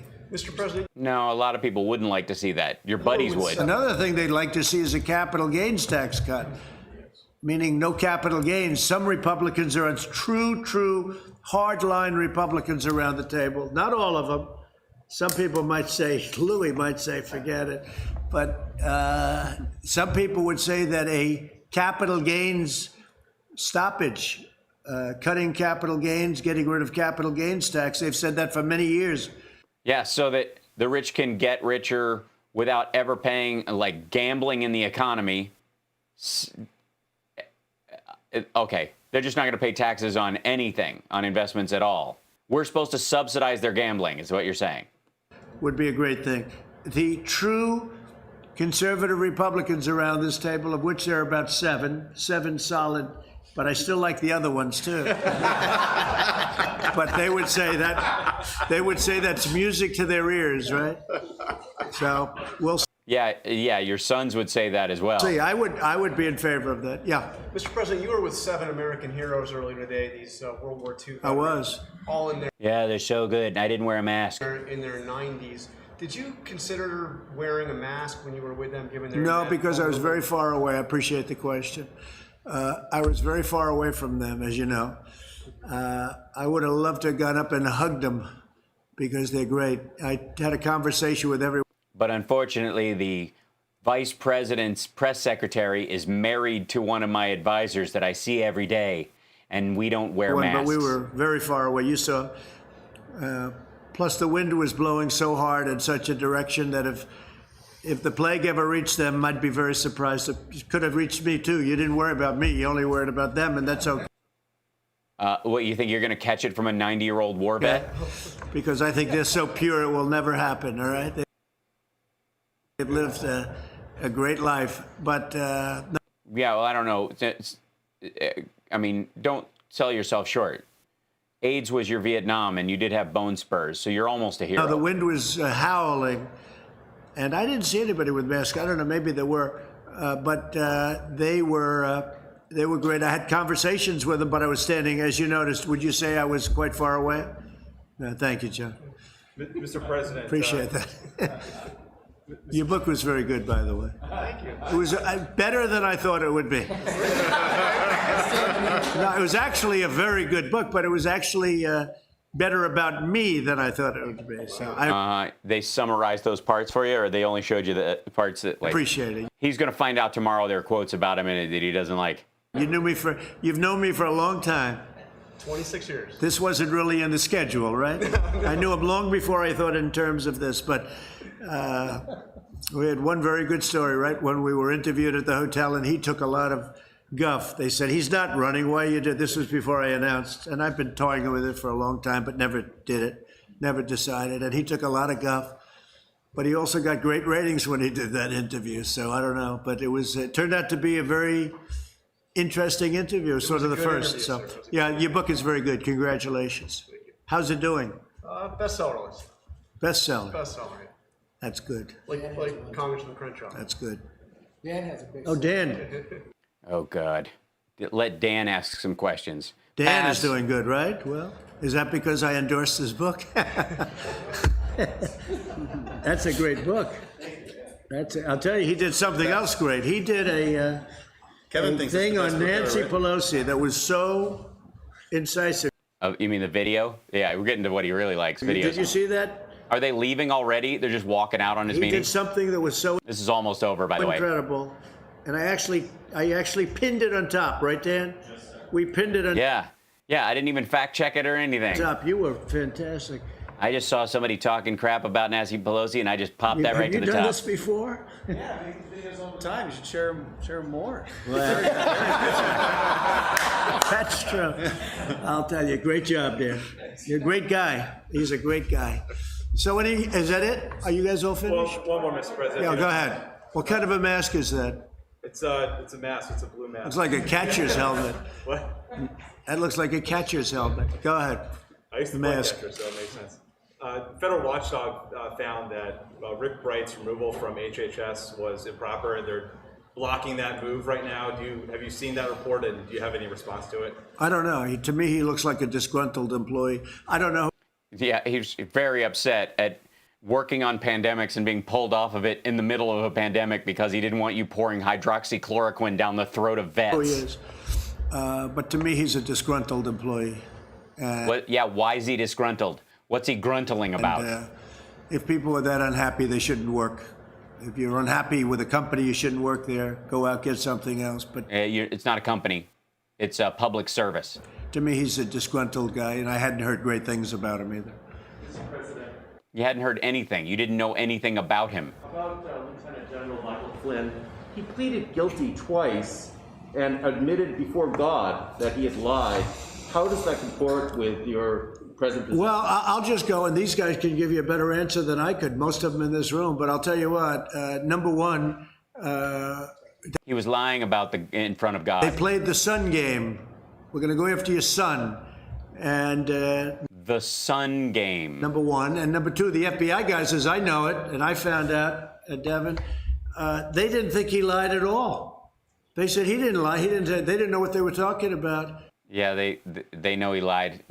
And Mueller's group, Mueller's gang, that didn't find that I did much, did they? After Release the grand jury. wasting 3 Release the grand jury evidence. years. But Mueller's gang of culprits, they said he lied. But the Mueller gang. I'll be your Huckleberry. the FBI, in this case, said he didn't lie. What's the story on that, Devin? Make up a story, Devin, quick. Well, Mr. President, I have a cow. Well, you have to remember that this is a 30-some-year veteran of our military who headed the Defense Intelligence Agency. It would be he was fired. Preposterous to think that he was working for Turkey as a lobbyist, unregistered. He was a Russian agent, and everybody in the nobody said he was a Russian agent. He was doing illegal things for you. Trump is the Russian agent. He was being the go-between. Knew this. They had early versions of the dossier. He was working for the Turkish government. They knew the Democrats were pushing the He was lobbying and making things happen for Turkey. Dossier. And the fact that someone would even ask this question about General Flynn, who was clearly, he was exonerated on January 4th before you were even sworn in. No, he wasn't exonerated. To office. We know that from the FBI. Then why did your DOJ actually find him guilty? Agents who... when did he file his FARA documents that he was lying about? Was it before or after that? Reviewing the case. I'm not even sure it was properly predicated to review General Flynn in the first place. Yeah, you can't even look at people. You can't check and see if people might be acting as foreign agents when they're coming in as the national security advisor. Like, just looking is, You know, there's a lot of people in this town, in the swamp that... Oh, I live 3 hours from Kling Street near Laurel Canyon, where you 3 hours. Closer to Lancashire originally? No, I was right at Pass Avenue near the Rouse. All of these people in the media know that work on behalf of foreign agents and aren't registered. And General Flynn, who's a 30-year war veteran, Yeah, but the paper has to vet what they're saying, and the paper can be liable afterwards. Working as a national security advisor and lying about the fact that you're lobbying for a foreign government, slobbering, when you're slobbering all over Erdogan for pay, and you're going to be the national security advisor, and you're not telling anyone about it. The way that he's been treated, the way his family's been treated, the way that it's weird that how criminals get treated. He's lost his livelihood, he lost his house. He'll get a Fox show when he's done with this. And I think the American people. Why don't we cry about Oliver North while we're at it? Owe him a debt of gratitude, and this government owes him and his family an apology. No. Trump owes him an apology for throwing him under the bus. He didn't lie. Okay. No, he said he lied. Thank you very much. Yeah, bye. That's right. That's the end of it. Thank you very much. Well, luckily today he didn't call anybody a vegetable, so I suppose that's good. Press, we're finished. Thank you. Oh, we almost got. Let's see. Oh yeah. See what I said about them cutting the mic off right away? Holy smokes. Okay, and this is just me. I don't know why the video was so choppy today. I apologize for that. It was very smooth before the show started. It's driving me. That part, I tried a couple of options to try and get smooth video laid in. Yeah, he was a Turkish lobbyist. Jimmy, have you ever been in a Turkish prison? Jimmy, have you ever seen a grown man naked? It's such an odd thing, hit and miss. So as I build out my system, hopefully it will make it easier on folks or whatever. But hi, chat room. I just wanted to bring this up. The yes men of the apocalypse. It's Kaylee time. Yeah, Oliver North. Yeah. It was amazing how Oliver North ended up, he wore his dress uniform to his hearing, all that stuff. This is just how they operate. But the White House itself, they post these videos of this thing, and it might be that it runs smoother on other sites, and that the White House is just jacking with me. Who could say, honestly? Thank you, Tyson. I appreciate you guys. It's worse than Scarface, but in real life, yes, I agree. It's entirely possible I've been throttled. Although my video was fine, it just might be the kind of YouTube, playing back kind of thing. I think it has something to do with throughput. I'll figure it out. Yeah, I'll figure it out somehow. There's got to be options there. We'll bark our way through it. It wouldn't be my show if I didn't have to ice skate uphill against some technical issue every single time I do the show. That being said, we will be on the radio tomorrow, 9 to 11. I'm going to be gaming in a little bit. I'm going to go fix dinner now, and then doing some prep for the radio show tomorrow, and then I'll game later on. So hello, Moto, and hello, Jaron, and yeah, and let's see, and hi, Carl, and thank you, and Can't Stop Lying, thanks very much, and Jill and Robin, and hello. Yeah, I am a tech geek, Apple. The problem is the gear hasn't caught up to where I am. That's just the truth. Download the video first and play locally. It might work, yes, but ripping the whole thing becomes a problem in time. Yes, I did. Thank you, Jaron. Thanks. Thank you, Amy K. Appreciate it. Bruce, how are you? So hopefully at some point we'll smooth it out. And I would like to do this, but a lot of times it's these are as live too. Most of the time when I'm doing these, we're doing them as live. So your ego is as big as Mr. Davenport. That is not true. It is not true. My ego is far bigger than Donald Davenport's. I mean, it's the role I was born to play on a lot of fronts, but largely just because, I kind of tamp down my ego to play him. It works. Nerd Halen is just a band, kiddos. We are nerds. Cool nerds, of course. It's true. Thanks, James. Absolutely. I will have a good show. How am I surviving lockdown? Am I surviving lockdown? Honestly, by gathering together with you guys, I have to say. And, yeah, We did. I did manage, by the way, to pull that. Let me go to my channel. I don't know if it'll actually play that part. There's me live, and then this ended up being pretty good. Hold on. I wonder if this will we'll see if this is you know, do an audio test on this guy. Hold on. We are honored to have with us today our amazing Vice President, Mike Pence, and his wonderful wife, Karen. So, yeah, divide the video in DaVinci Resolve. It's downloading it off of YouTube that's always the question. So, yes, Johnny Million will be there tomorrow, like the rest of us doing this to save our sanity. That's basically why I'm here, as we get through all this kind of stuff. Was Pence's wife dressed in orange yesterday? No, but she has red hair. So I don't know if she just dyed it recently or what, but I think that might have been where the reference came from.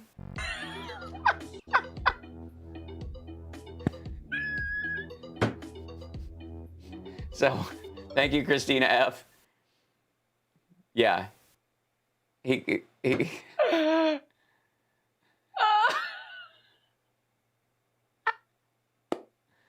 I was laughing at my own laugh yesterday. It's the only thing he brings his wife to, and you...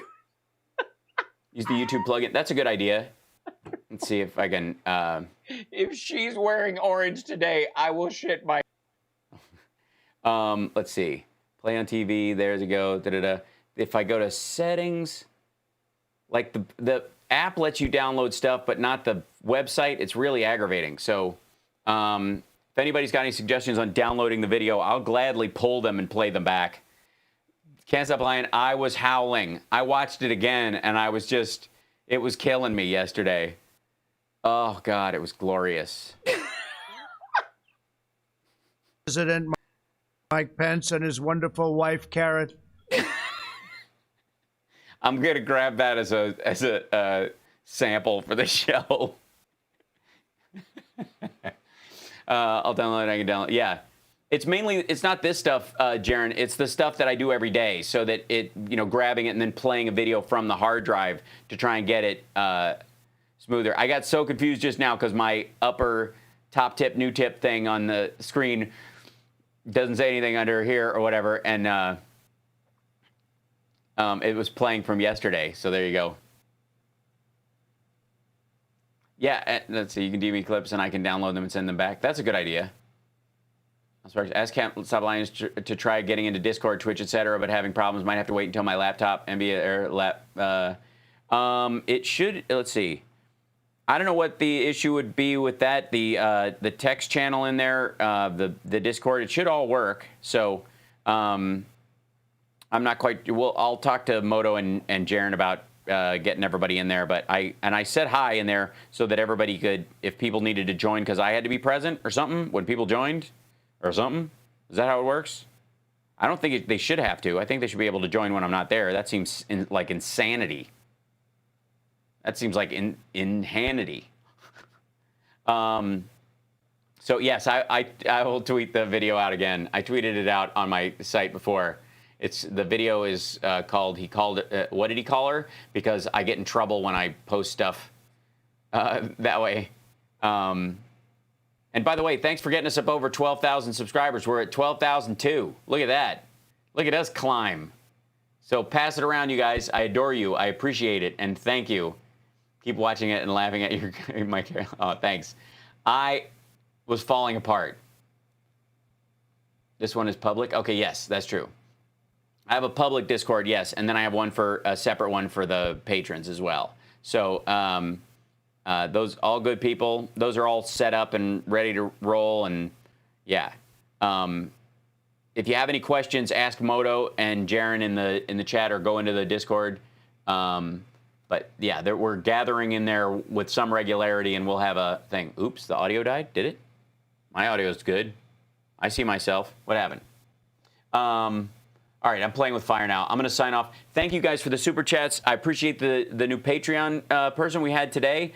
Thank you, Christina F. Thank you, Benny Loco. Thank you, Jill Carter. Thank you, Jim Flakowski. Thanks, Carl Jacobson. Thank you, Arlene. Thank you, Benny Loco again, and Joyce Kehoe. And Georgina Poole, thank you. Thanks CKB in New Mexico for being there. 1524 Scooter, thank you again as well. And Rebecca and Amber Lassiter and Templeton Zarat, merci beaucoup, Dorian. And Stephen Ripple, appreciate that as well. And Norman Fox and Team Ice Blaze, thanks for following. And Patricia Smith, thank you for becoming a new patron. So, and I think we had one more patron in there that I don't know it's signing up in here, but somebody definitely signed up for Patreon during that part of it. Yeah. But we will, let me scroll over here and see if it should show in here. Viewer activity. Is that in there? Yeah. So, good stuff. Yeah, you're all in there. It's good. And I'm glad, Benny Loco, you liked fold your neck giant into your shirt. So that's... So thank you guys a ton. I really appreciate it. You guys, I appreciate the support. It's really awesome. I will be here tomorrow for the radio show. And then if they do anything on, any extracurricular activity, any Rose Garden stuff while I'm on the radio show, I'll pull it and come back on at my regular hour. Otherwise, it'll just be the radio show on Saturday. And then Sunday, it's sort of a, hit and miss. But Monday through Friday, every day, 3 o'clock, except Thursdays, we're at 4 or 3:30, depending on how much, how quickly I can hop on after that. And then I'll be gaming earlier in the day now instead of doing late at night, which is what I was doing. I'm trying to develop a schedule on that. So you guys, I appreciate just hanging with you guys. I hope you guys are managing the sequestration, the quarantine, as best you can. Remember, anytime you get kind of emotionally overwhelmed by the thought of this ongoing scourge, having to deal with it and being alone through this, or dealing with just the isolation, all this stuff, pull back and just deal with the step right in front of you. Because what gets us anxious, what gets us into a zone where we're freaking out, is when we get too far ahead of ourselves and start worrying about how it's going to affect us and what it's going to be like and how long this is going to go on. All those things, they start to build up. So it's crucial that whenever you find yourself in that situation, not just this, it's a good tool to have emotionally for later, that understand your emotions are decided by your thoughts. Your thoughts, you decide what something means to you, and then you feel about it. And most people think it's the other way around. Some of it's habitual, so you don't think you do, but you've already made a decision about what certain words mean. It's, it's kind of like a stranger calls you an asshole, and it's it's different than if your mate calls you one versus a friend calling you one, and the tone they use. If you just decide the word asshole makes you feel horrible, anytime it happens, you will have this response. If you've decided already that when your friend calls you that, that's actually a term of endearment, hey, asshole, you're glad to see him. It will make you actually feel better. It's not the thing itself. It's how you've determined its meaning in your life. And this is no different. And if you look out forward a month, 6 months, 3 months, what's this going to be like? Especially beyond the parts where you have any control over where it's going, you will drive yourself into a tizzy. So the idea is pull back in those moments, take a deep breath, and focus on the step in front of you. That food for the month, that food for the week, that care of yourself for the day, all those things, just one step at a time, one day. And that's all you can ever do in life for real. And this is the best time to start practicing that, because it's never been more necessary. And if you guys in the chat room can keep your wits about you, keep your head, keep your patience, keep your humor about this insanity, and don't let yourself get demolished by it, you will be of more value to other people. You understand? That's the crucial part. Is that if you get carried away and if you let the emotional aspect of it wreck you, you're no good to anybody else. Not in those moments. You're too busy fixing yourself to be of service to anybody else who has it even worse or has something, more directly shocking in the future. My parents are both having surgery late next week, and it's a stressful time. They're literally both going to have surgery on the same day. both of my parents. Now, my mom is having her work on her eyes done, and my dad has kidney stuff. The two of those things at the same time are nerve-wracking. They're differing levels of dangerous. They're all those kind of things. But they are thousands of miles away and out of my reach. So what I can focus on is telling them, reaching out to them every day, telling them that I love them, knowing that I will be there to whatever extent I can, and then have faith in their ability to heal and take care of themselves. That's all you can do. Anything beyond that, they have enough to deal with. I don't need to be a wreck on top of it. So understand, these are things that I'm going through as well. I know a lot of you are going through this, and it gets very stressful and overwhelming, and I don't know why I'm doing Pence boob hands. But it's crucial that you, anytime you feel yourself getting wound up by this, recognize it. Recognize you've decided that, oh, this stuff is coming and it's starting to stack in your head. Back off of it. Focus on the moment right in front of you and the next 24 hours. Don't get out any further than that. So that's crucial in this. And reach out to somebody. The other thing you can do that will make you feel better, and Can't Stop Lying beautifully reminds us every single time, and he just did it. Like, nice timing, CSL, every time I, like, so in sync, simpatico, that if you're getting out ahead of yourself and you're feeling yourself worry and you're getting wound up by this, do yourself a favor and reach out to somebody, you know, within your circle of friends or your acquaintances, in person, on the phone, on Facebook, on FaceTime, however you do it. Reach out to somebody and ask them how they're doing. And just your act of doing that will steady your own emotions, because you'll recognize that there are other people going through the same thing, that you can be of service to them. It will remind you that being wound up in it isn't beneficial to you or anybody long term. And like I said, you get to keep your wits about you. There are three things in the world. There are things you have absolute control over and total responsibility for. There are things you have partial control over, and therefore you only do as much as you can possibly do, and you do it brick by brick, day by day, right? You can't, you're health-wise, there are all kinds of outside things that can act on you, but every day you eat good and you eat well and you exercise to do the thing that's within your control. And then there are things that are completely outside your control, and a lot of what's going on right now is that thing. It's completely outside your realm of control. There's nothing you can do. And attaching yourself to it and worrying about the parts that you can't control are a recipe for disaster. So don't do it. Just refuse to. I've told you guys before that the lesson of Stoicism for me when I started studying it was most people use it to get work done. And what I use it for is to stop working on things that I can't control. That's the daily practice of it for me. And in this situation, I think that's the better focus to have.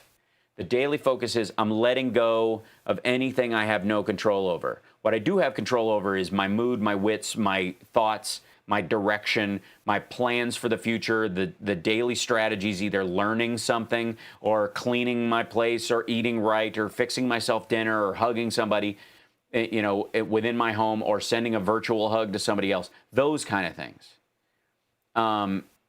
Those and I tighten my focus on those things by eliminating the superfluous.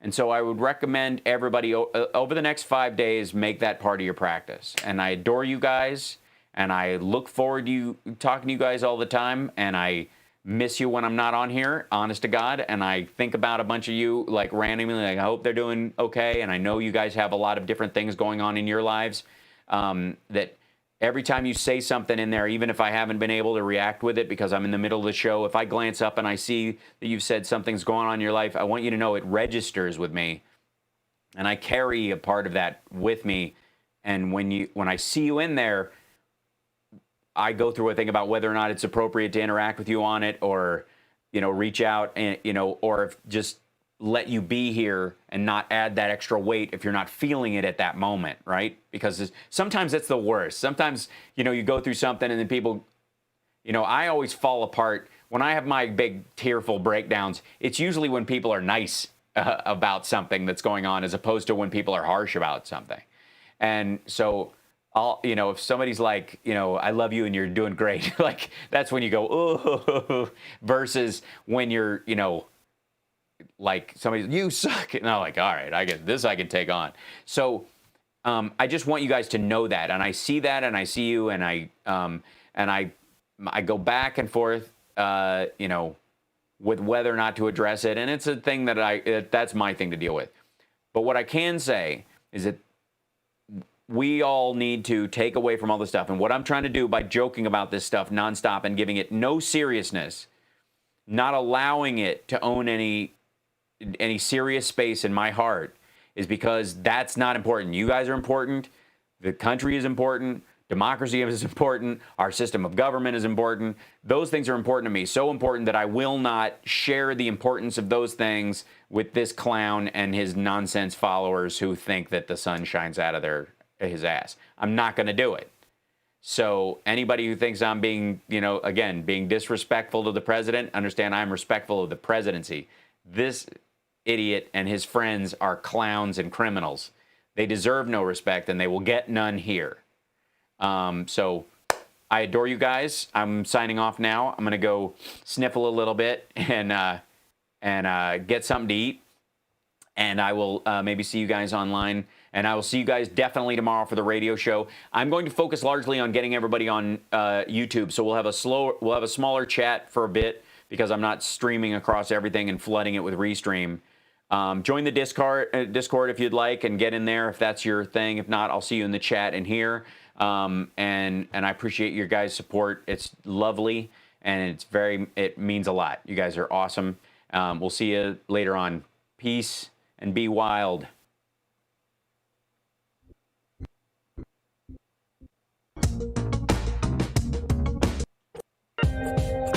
I like that one better.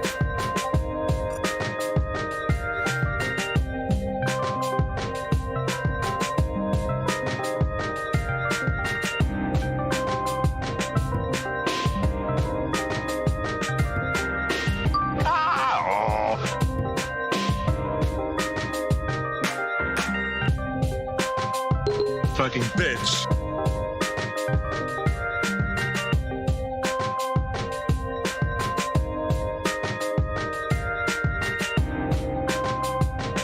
Give me your address, Leon.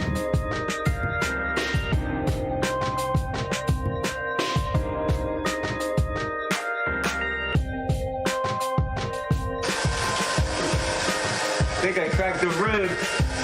Giving me oral pleasure?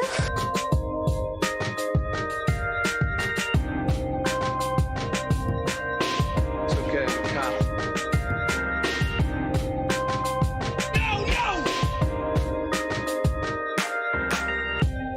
Sorry, boss, but there's only two men I trust. One of them's me, the other's not you.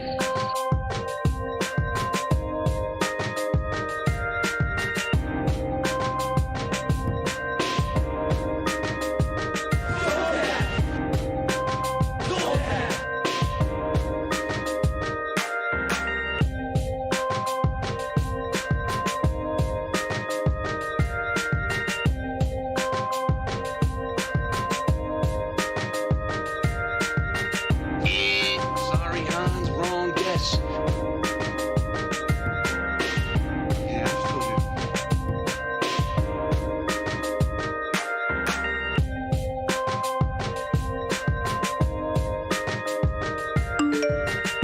Stop laughing!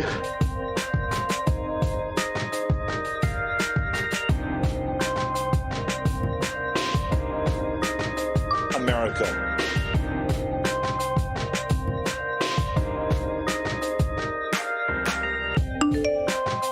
Trust me.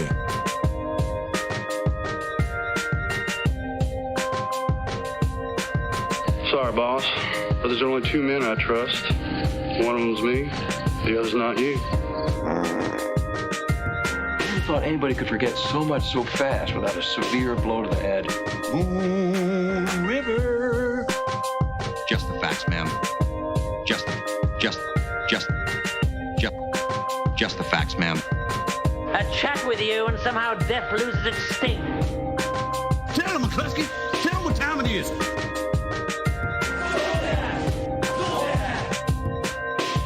Sportos, motorheads, geeks, sluts, bloods, wastoids, dweebies, dickheads. They all adore him. They think he's a righteous dude. Man, I'm tired of being right.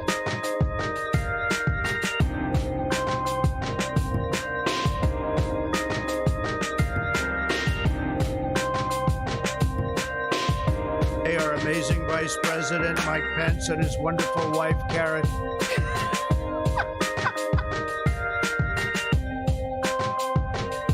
President Mike Pence and his wonderful wife, Karen.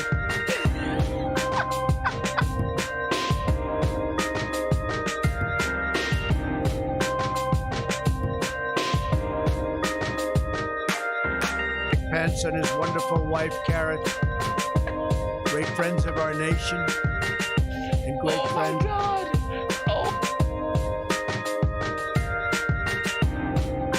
Vice President Mike Pence and his wonderful wife, Karen.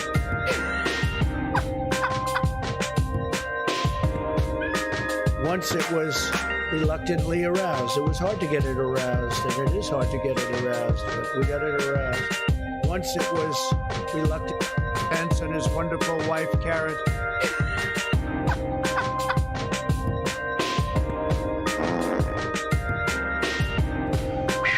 Thank you, Doc. Ever serve time?